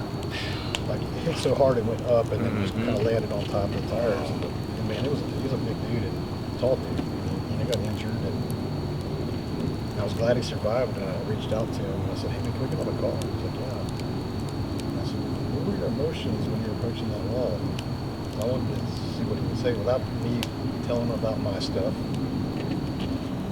Because I panicked a little bit because my brakes weren't working, but as soon as I went off the track and I realized that I had no control over it, because I wasn't scared. I just trusted that things would be okay. And he had to go to the hospital. And he realized, like, so I said, "So did you feel peaceful or calm?" He's like, "Yeah, I felt really calm, like, thinking I was gonna die." I was like, "Bingo." It's crazy. I've heard that from a couple of medics, that they said there's a moment when a guy realizes he's gonna die. Like, you go through the panic, like whatever the injury is, you're bleeding out, could be shot, whatever it may be, and you're panicking because of the initial adrenaline, the moment, and you just realize something traumatic happened. You might see your foot over here, like something, but he goes, there's a moment when he goes, you see it in their eyes, when they realize they're not gonna live anymore. Yeah. But it's peaceful. Once they let go of, like, whatever this is. Fighting, it's, Yeah. you fight to keep it, but then Yeah. you realize it's inevitable, and it feels inevitable to you. Like, when you think about, like, people that die, they have a peaceful look on their face. Sometimes they're smiling. Like, what did they see, or what was the emotion they experienced in that last second? What was it? Like, they could have horror, but then they're just peaceful. And, like, your resting face is not smiling or peaceful, right? You have, like, the resting bitch face, right? Are you mad? So No. why do you look peaceful and Just relaxed? chilling. Like, why do you look relaxed when you're dead? Like, that's kind of weird, you know? Like, Yeah. what was it that they All the bullshit's experienced? over. Yeah. So, It's Depending on interesting, where you're though, living, where you're where living. our society, at least Western civilization, where, our lives are based on what we can see, feel, hear, and touch and taste, and yet there are different cultures where death is actually the thing they are living for, because on the other side of that is really the life that they know is going to be glorious. It's almost like a reward. yeah, we call that a cult. Well, yeah, Yeah. that's true. Okay, fair enough. Drink this Kool-Aid. Yeah. Wear your Nikes. But, He's got his black from a- Nikes on. He's ready. He's Ready ready. to go. He's ready. It's funny. It's hard for people to grasp when their identity, their livelihood, and people don't want to lose the things they've built. We don't die regretting having worked more. It's like none of your material possessions matter at that point. You hope that maybe you've taken care of your family, your legacy, things like that. But we all end up in the same hole in the ground, right? People go through, whenever you go through a loss, when you've lost somebody very close to you, usually it's either traumatic or it could be a terminal illness that kind of had a very short window. Yeah. And it puts you in this, oh man, people always say it gave me a new perspective on my life, right? And you start to not sweat the petty things. But it's like that summer camp high, like it kind of it doesn't last in perpetuity in life. And you end up kind of going back to you're getting caught up in the minutia again and the little things. And it's like every time something traumatic happens, it's like this reminder. Yeah. How do you maintain a state of your living, but also maintain a state of not necessarily needing that traumatic event to keep you in that state of gratitude for life? So you don't sweat the small Yeah. shit. You know what I mean? Yeah, it goes back to Stoicism. They were fascinated with end of life. The memento mori. I got a coin that's got a skull on it, memento mori, and it's really just remember your life. It's just to remind you that we're all going to die. There's no escaping that. So too many people live their entire lives in fear. Like, let's be real, like the last 2 years of COVID, like people freaking out and worried about getting sick and that they're going to die. It's like, dude, it's like a 0.03 chance of you dying if you get it. Yeah. And if you're obese and elderly, yeah, you got bad odds, bro. But like one of those things you can control. Like you should have taken care of your health a little bit better, right?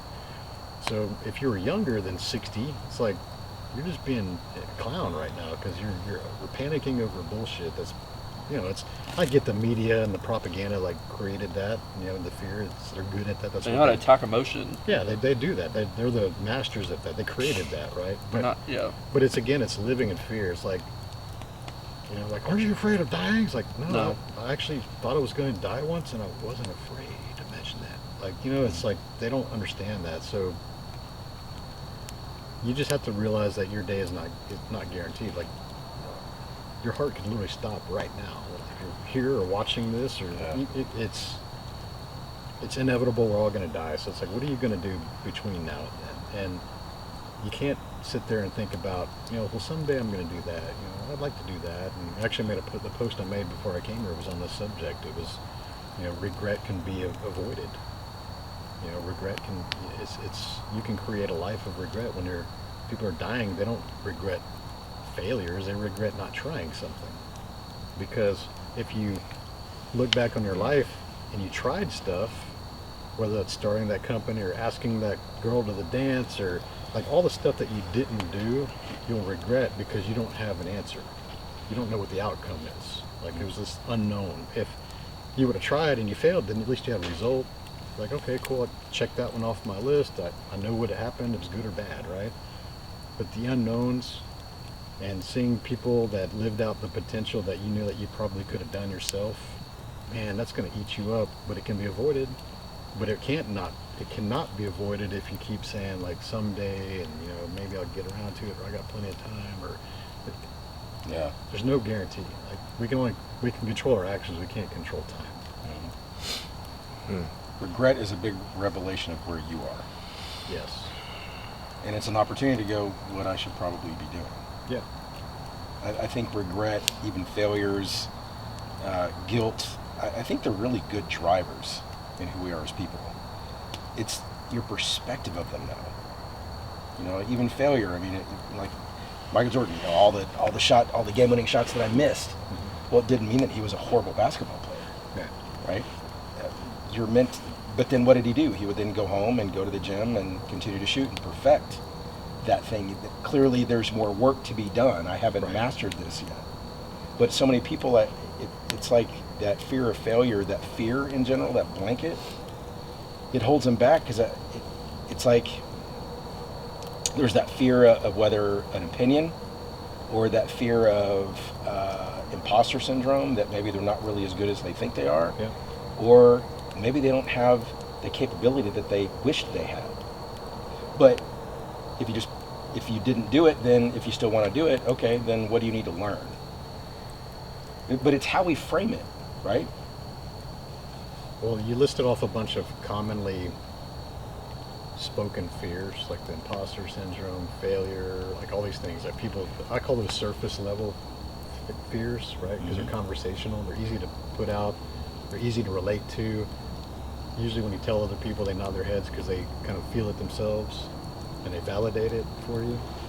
But if you just walked around just telling people, you're afraid of people, you're afraid of people, you're afraid of people, you're afraid of opinions, people, because it's people. Like, you're not afraid of imposter syndrome. Like, you're not afraid of a stage. You're afraid of people and what people are going to say or think about you being on a stage. You're not afraid of failure. You're afraid of what your neighbor's going to say when they find out you failed. And you're not afraid of divorce. You're afraid of what your family's going to say about you about getting divorced. Like, it goes back to people that we're afraid of. Always.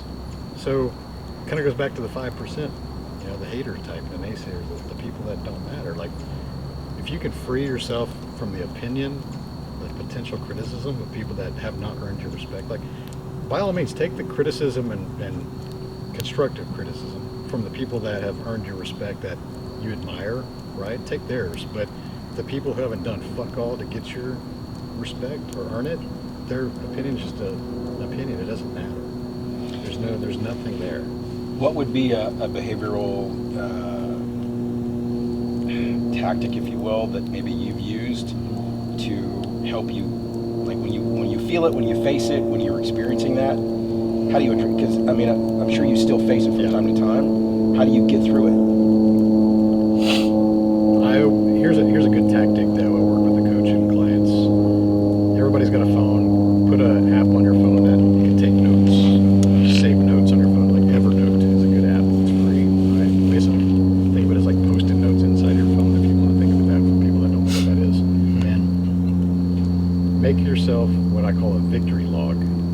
victory log is a chronological list of anything that you feel that you've achieved, or things that were good memories, or things that you accomplished. Memories, just short sentence. Graduated high school, did this, got my first executive role at age 28. Like just make a list, whatever your list is, and this is a living list. At any time something new comes on the list, just kind of try to estimate where it happened in the timeline, and just keep going and keep making this list. Everything that's made you pride, like had my father of an awesome son, like whatever it is, like okay, make this list. It's important because whenever you have that moment of awareness that you're feeling low self-worth, there's low self-esteem or insecurity, guess what? You have your phone on you, pull out that list and just start reading. And what happens is logic overcomes emotion. You just start reading, you go, cerebral cortex, I did some really cool shit, like all this negative talk, like fuck you, I've got evidence of all this stuff, like, so logic will defy emotion in that moment. And I've had similar mentors that would teach me this kind of stuff, like they would use it anytime they're going on TV or about to take on a big stage. Like some of these big name people that still have those moments of insecurity, and they just pull out some kind of a reminder to get them off of that, and they go, nope, there's the evidence, I deserve to be here, I've done this kind of stuff, I've done the work, and then they get their different mindset shift, and then they go do it. David Goggins calls it his cookie jar. Yeah, everybody's got a different way of calling it. Yeah. But you're right. You have to have evidence contrary to the emotion. And we were talking about that today, actually. I feel bad for anyone that doesn't have a list. Because, they probably haven't really applied to do anything to make them. I'm sure everybody's got a list. Let's be real. I mean, it's just different levels. But make that list. It sounds hokey and it sounds corny, but top level experts still do this. We were talking today about wins and how most people, if you acknowledge something that they accomplished, they minimize it. Oh, it's just part of my job, or oh, well, it really wasn't my best work, because they won't accept the win. But then they'll always focus on the things they could have done better. So they're not allowing themselves to really own and enjoy something that they accomplished. Yeah. Which, when you end up doing that over time, you're telling yourself you're not worthy of success. Yeah. You're not worthy, or you're not good enough of winning. But then you're also telling yourself, because you're focusing your attention on all the things you don't do right, on the 5% of the things that you're not great at, you end up not allowing yourself to taste fulfillment. But if you create opportunities, we do Power Fives every day. We give ourselves 5 things every day that we're going to accomplish, and every time we do it, we own that moment. Like, I checked it off, I did it. That was hard to do. Good job. We don't need to line up shots. But it's like a way to acknowledge the thing that you actually accomplished, that you said it and you actually followed through. Owning that win is as important as auditing the things that maybe you didn't do as well at. But you can't just focus on this piece and not the winning. There's 2 things that are hard to say: thank you and no. Yeah. Right? Because it's a false humility. Why do you think that is? It's false humility. When you acknowledge somebody for something they did really extraordinary, and they're like, oh, it was... Yeah. That's false humility.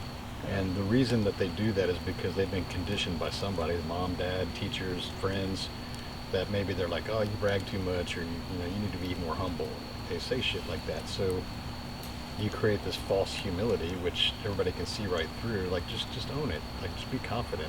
And that does deteriorate your self-worth when you fall into that loop. So just say thank you. It's really hard to do that, right? When someone acknowledges you, or, man, you're looking good today, dude. Like, oh man, you make a joke about it. You should just be like, hey, thanks, brother. Just acknowledge it. Just accept it. Receive it, right? So you do that? Do I? Yeah. Yeah, I've worked on that over the years. Yeah. It's tough, man. I mean, but once it's a shift, right? You're making a decision, whatever it may be, to accept the compliment or that you did a good job, You're about to get a whole lot of that. Like, think of it as a gift. Like, if somebody gives you, let's say that you're giving somebody a gift and they decline it, like, you feel like a total asshole, right? So if I'm giving you a compliment and you decline it, I feel like an asshole, right? So you're actually kind of harming the other person. Yeah. Robbing me of the gift I'm trying to give. Just take it. Just go, hey, man, accept that. Thank you, man. I really appreciate that. Because get used to it. It's Yeah. hard. And it's not easy, but get used to it. Just have all the stuff that we learn raises your awareness.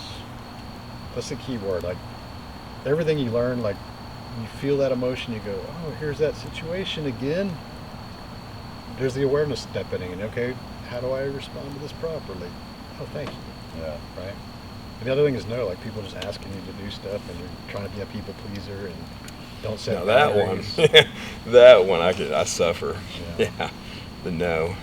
Yeah, it's Yeah, tough. Like for successful sure. people are good at saying no. The Yeah. power of It's no. the power of no. Yeah. Man. There's actually a book on that. Yeah. Yeah. Yeah, it's kind of like when you know that you guard your time, it's projects or invitations that need to be either a hell yes or a hell no. Like the maybe stuff, just put it in the no category, unless you have time to do it, right? And on the people-pleasing side, saying no goes against because you don't want to create conflict with Don't hurt somebody else. feelings. But typically, when you say no, there's never usually a problem. Yeah. Because if somebody doesn't like this boundary, it's because they liked you not having one, Yeah. right? And they're just used to taking advantage of it. But those that actually do respect you, go, okay, well, then what's a good time? No. Or, right? Yeah. Maybe like I don't even like if you say like let me take a rain check and it's something you really don't want to do, then you're still being a coward. It's True. I actually don't want to do that. yeah, like I just just like I'm not interested in doing that. Thank you for thinking of me, but I'm not interested.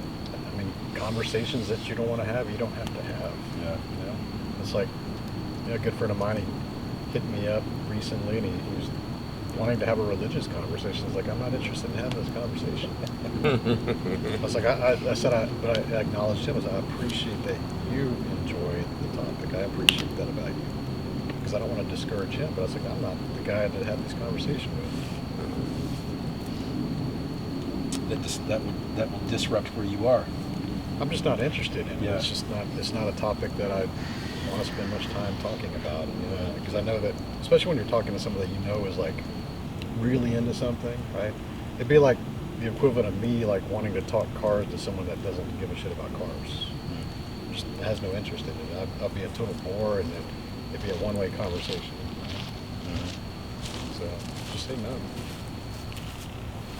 There's polite ways of saying no. There's say, hey, I'm overcommitted, but I appreciate you thinking about it. Right? It's honest. Say no, just don't be a dick. I've had people that I've asked to come on the show. You know? I mean, I've learned this from people that I admire. I've asked people to come on the show, and they're, hey, you know what? I'm in writing phase for my next book, and I block out time. I respect you asking me, but I'll be done with my book in 3 months, and I'll be happy to come on your show again. See, it's like you respect that. You're like, damn, that's discipline. I need to learn that. Yeah. You know, like if that person does this, then I should do this too. It also teaches people how to communicate Yeah. based on how you're treating them in that situation. Yeah. Yeah. It wasn't like he was genuinely interested, but he's like, his discipline puts his calendar first. Somebody just the other day critiqued me on something that I did in social media, and the old 10-year ago me would have been like, well, fuck off, like, just like rearing up an ego. But I was like, okay, I tell you what, then just level up. Show me how you think it should be done. Because it was easy to throw shade on it. Yeah. But I really was like, I'd love for you to level up on that, Yeah. right? But also saying, be careful when you're criticizing. Yeah. Don't bring a complaint. Bring a solution. Yeah. Right. Yeah. And it was a team member, a great team member, but it was like one of those, and I've just noticed over time, everything is like super critical, like out of the gate, Yeah. which tells me they're going through stuff. They're but- pessimist. Yeah. And again, it's like, I was just kidding. Well, let's not gaslight. And that was kind of rude, But it's also, how do you react to that conversation? You could train them to be more direct with you. Like, hey, I don't beat around the bush. Just tell me what I need to know, and like, if it hurts my feelings, like that's on me. Right. You just train people. Because that bothered me. Why did it bother me? Yeah. In fact, you may challenge them. I don't want you to hurt my feelings. So I think you're fucking soft. I don't think you can do it. But make sure we do it on social media. Yeah. And then every time they criticize you, I want to screenshot that. you know, like, I bet you if you said it that way to that person, they would hesitate ever criticizing you again because in their mind they're like, he thinks I'm fucking soft. So Tony, you got this 365 program. Is that something that people can join? Yeah, we've got a entrepreneurship group. There's a free version and there's a low paid version, and then we got the mastermind groups and do some one-on-one coaching and consulting in different companies. So. When you created that, how do you feel that really benefits people? Is this just for business owners, or who would this be really good for? There's different levels. There's different. I would say that the lower priced tiered groups are generally for people that are business owners or people that want to become business owners. So they're just looking for the support network. So it's mentorship, accountability, education. It's all the factors that are required to become a more successful business owner. Right. So there's a lot of people that are leaving the corporate world and want to start something, and they're just looking for a support group, and they can't hang out with their friends that just want to talk about soccer and football and stuff like that, because they're not going to have those meaningful conversations. So it's just get in the rooms where people have alignments and core values that are aligned with yours, and don't be afraid to ask the questions. That's the main thing, because I've seen a lot of people join these things, but they just kind of sit in the back and they don't really participate, and you get what you put in. And the thing is that if you go in there and someone's asking a question and you know the answer to it, or at least you have a referral to the answer, and you don't answer it, that's on you, because some people will do this even on the forums where they know the answer, but they're going to scroll past it because someone else can answer that. Or like, that's too beginner level. I don't want to waste my time answering that person's question. So that's the mistake, right? Because every opportunity you get to answer somebody's question, they're going to start to see your face and your name associated with somebody's contributing value. And other people that happen across that post days later, years later, they're going to see like, hey, Tony's always answering these people's questions. He's always contributing value. So when it comes time for you to ask a question, which is inevitable, you're going to have a question, you're going to get a lot more response because you've been the one that answers questions and helps other people. It's not about you, it's about how much you give, right? Me starting LS1 Tech, I was a contributor on other websites. I started on a Mustang site, and I started on ls1.com. And I was always the one answering questions and writing how-to articles and tech articles and helping people to get faster and make their cars faster, make their cars look better.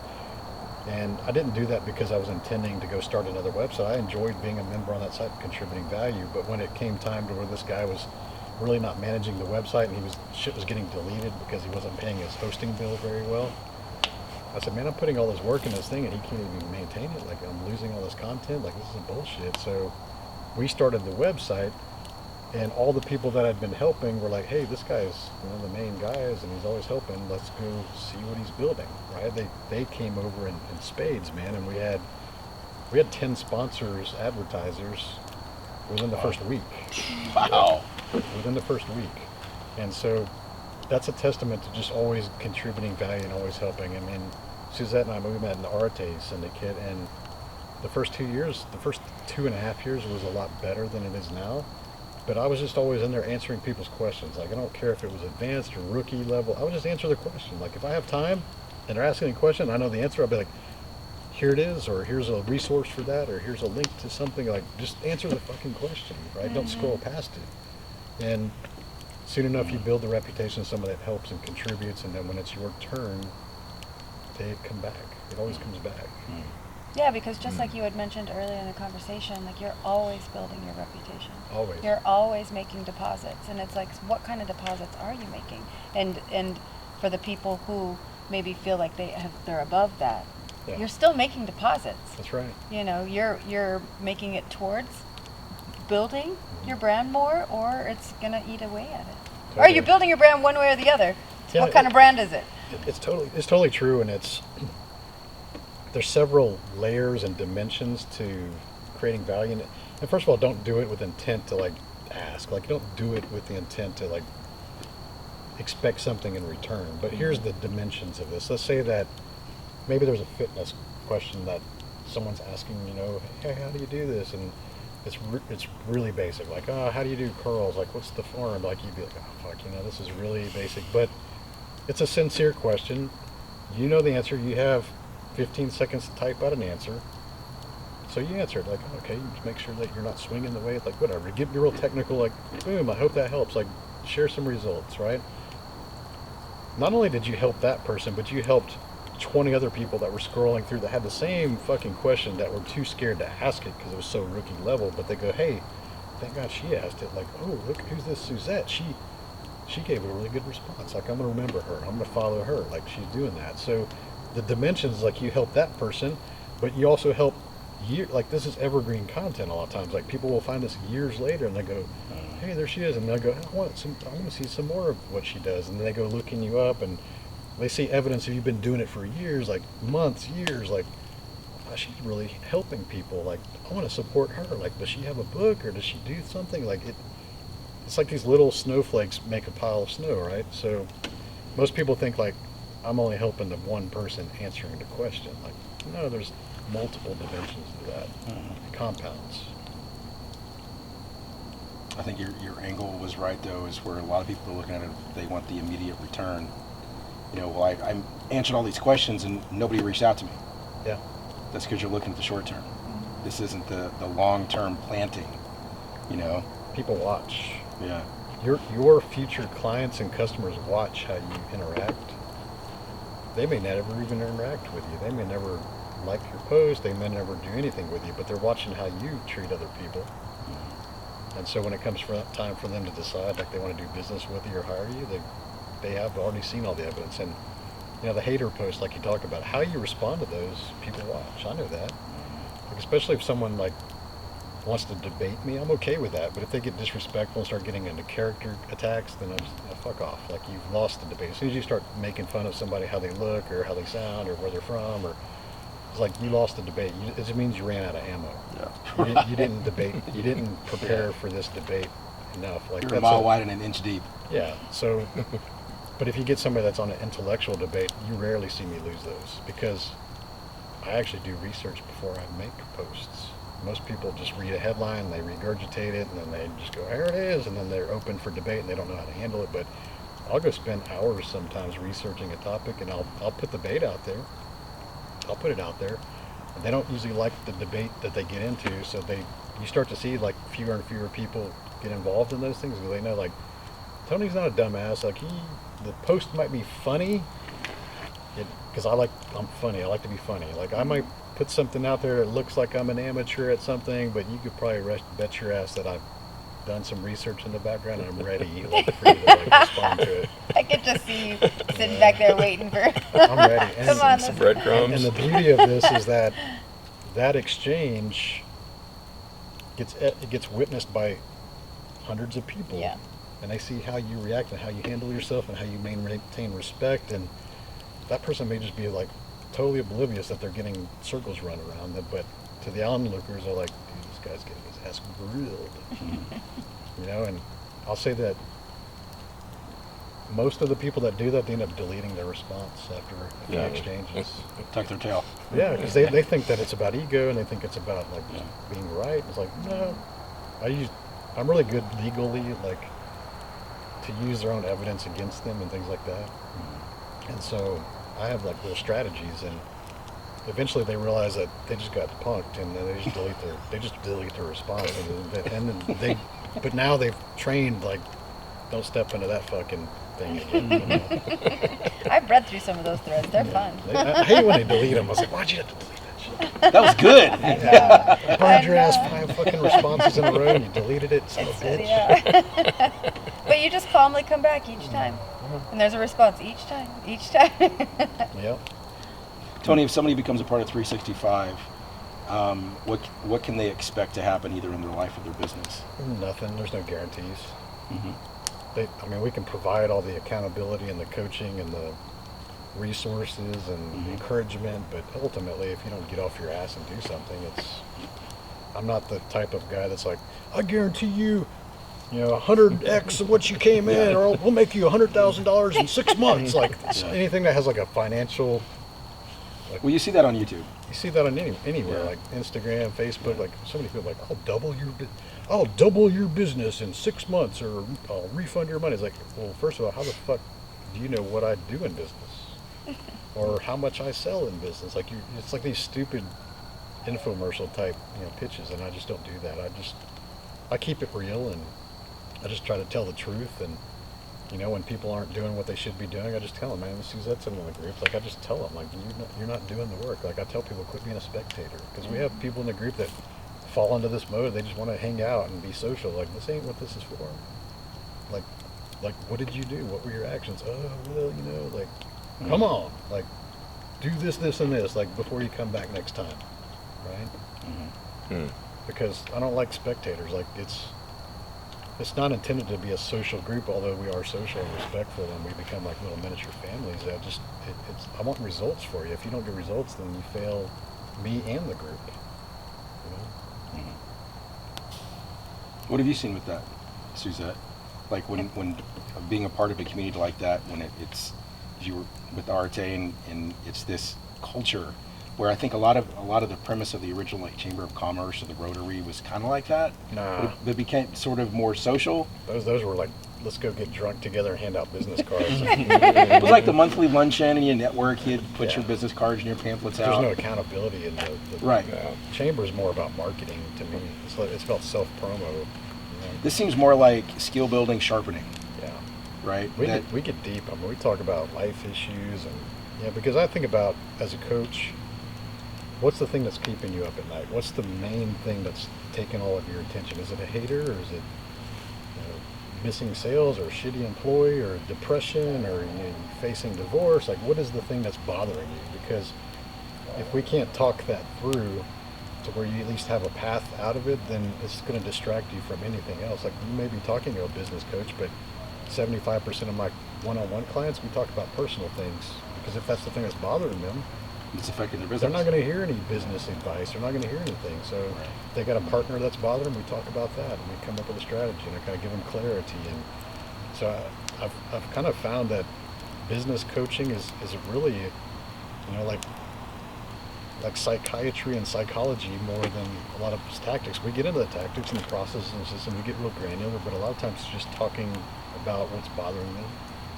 And if there's nothing bothering them, awesome. Like, let's talk about new shit. Let's build something. Let's create. Let's refine something, right? So in our mastermind groups, it's the same way. Some people have a personal problem. Some people want to just talk about business, and that's okay. It's all welcome. It's all welcome.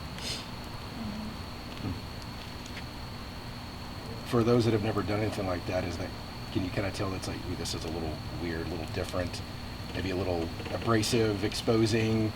I don't even feel like it's abrasive, though. But go ahead, Peter. What do you...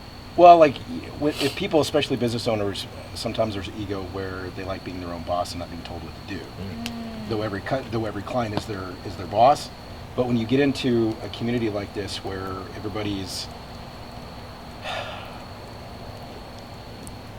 you're sharpening because of the abrasiveness of the community, right? Because everybody's in motion. So when you get dropped in that bucket, it's gonna kind of polish off some of the rough edges that maybe you didn't realize you had. So is it like the community part, or is this more like one-on-one for somebody?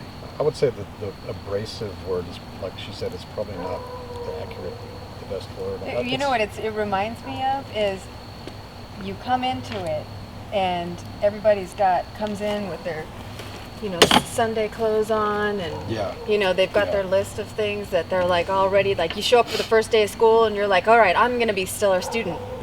You know what I mean? Right. Yeah. And you start out like that because you're not sure, because in most of the rest of your life, that's how we're trying to show up, is that stellar student, right? But what gets you ahead is that willingness to kind of like take the stellar student mask off and get vulnerable and real about what is it that's going on. So I think that's the biggest thing that comes out of it, is people's awareness and willingness to see that, if I want to get to that next level, there's an amount of humility and vulnerability that needs to happen within me to get there. And it's a safe place to do it, right? Because it's the people that are there are all there for that same reason, even if they don't know it yet. Yeah, we're not trying to impress each other. Like, the masterminds are 8 people groups, and there's always a little bit, like she said, when there's new people and everybody wants to know kind of where they stack up. Like, where's the status play? Where's the alpha? Like, how are the characters in here? But once you get past that, you realize, like, they're just there to hold you accountable, and we always maintain respect, but we don't put up with your shit. Like, if you come in with a bunch of excuses, like, I won't be the only one calling you out. It'll be Suzette. It'll be like, sounds like excuses to me. Like, what are you gonna do? It's a tough love family, not abrasive at all. It's very supportive, but that's what most people need, is the accountability. That's what's really lacking. They, in the mastermind format, we do the hot seats, and the biggest revelations are usually when you see someone else on the hot seat. It's not when you're on the hot seats, because first of all, there's different varying levels of expertise and success in the groups. And I do that on purpose because I want people that are just beginning and people that are more seasoned. But the questions that get asked, sometimes you're listening and you're like, oh shit, like, I didn't even know that existed. Like, you're getting aha moments and breakthroughs from seeing other people be coached, not only by the responses, but by the questions they ask, because you weren't even ready for that question. You're like, oh, dude, like, that happens? Like, yeah, that happens. Or how did you handle this situation? Like, they're not even at that situation yet, but they realize, like, holy shit, like, I would have done it some way different. I didn't even think about that, right? The risks. So that's the best part about masterminding, is that it's a collective brain trust. It's the people in the group sharing their education, their experiences, their failures, their advice, their networks, their referrals. So it's essentially 8 people trying to help each other level up and not taking anybody's excuses. And that's the power of a mastermind. And to me, it's actually more transformational than a one-on-one coach. And I haven't actually really been marketing the one-on-one in the last year. I just, I've got enough clients in doing that, and yeah, they're fun to do, but the one-on-one stuff is more advanced. I like to talk about more processes and systems and get really deep into the company. But lately it's been more about the preparation for acquisition, because I had that background. I had 2 8-figure exits last year with clients, and we took one from a $5 million to a $56 million valuation in 3 years, and he sold the company. But that was a 3-year process of getting there, and I like that part of it. I like creating the valuation processes and leadership and putting the right people on the team and firing the client from the business, that way they become an owner. But it's and just the price points alone. I mean, the small business owner, generally not going to be able to afford my one-on-one clients, because it's time, right? It's access. So there tend to be 7- and 8-figure revenue companies that do the one-on-one.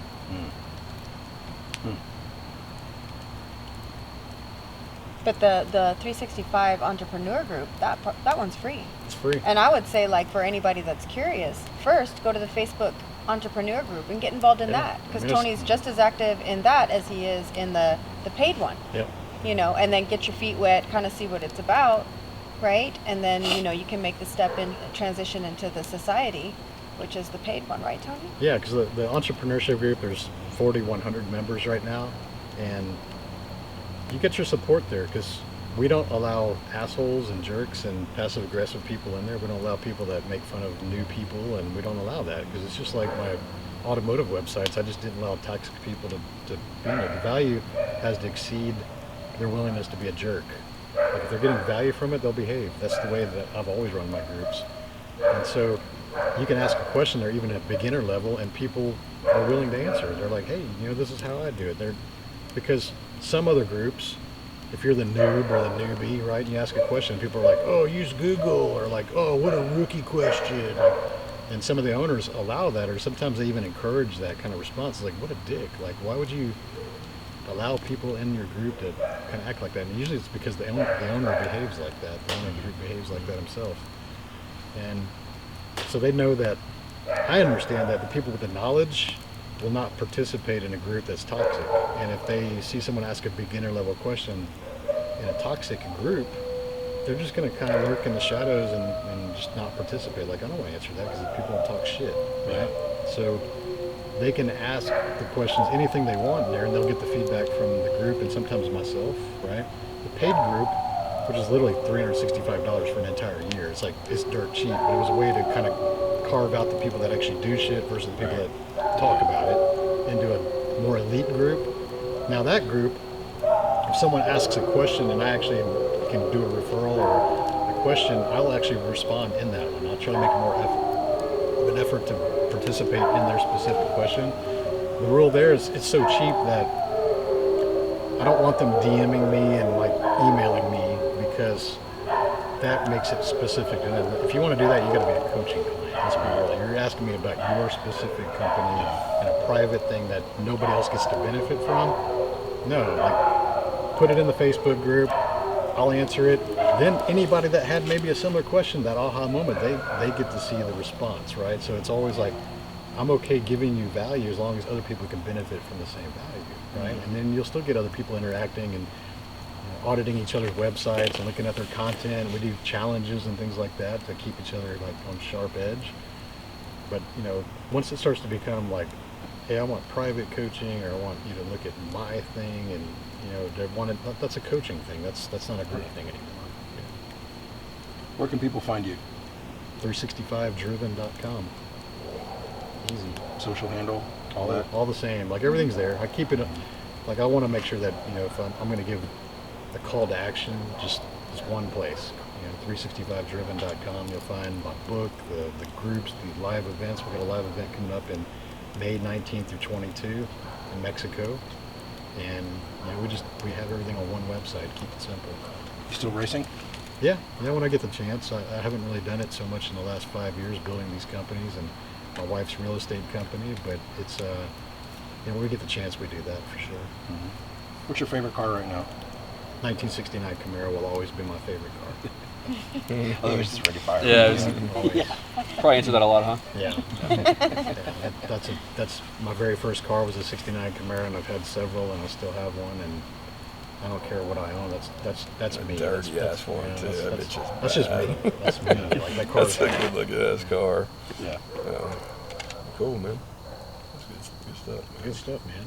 Appreciate you coming out, brother. Yeah, I appreciate hanging out and get to check out the property. Yeah. Hear And your hear wolves. the ambiance in the evening. Yeah, we're kind of used to it.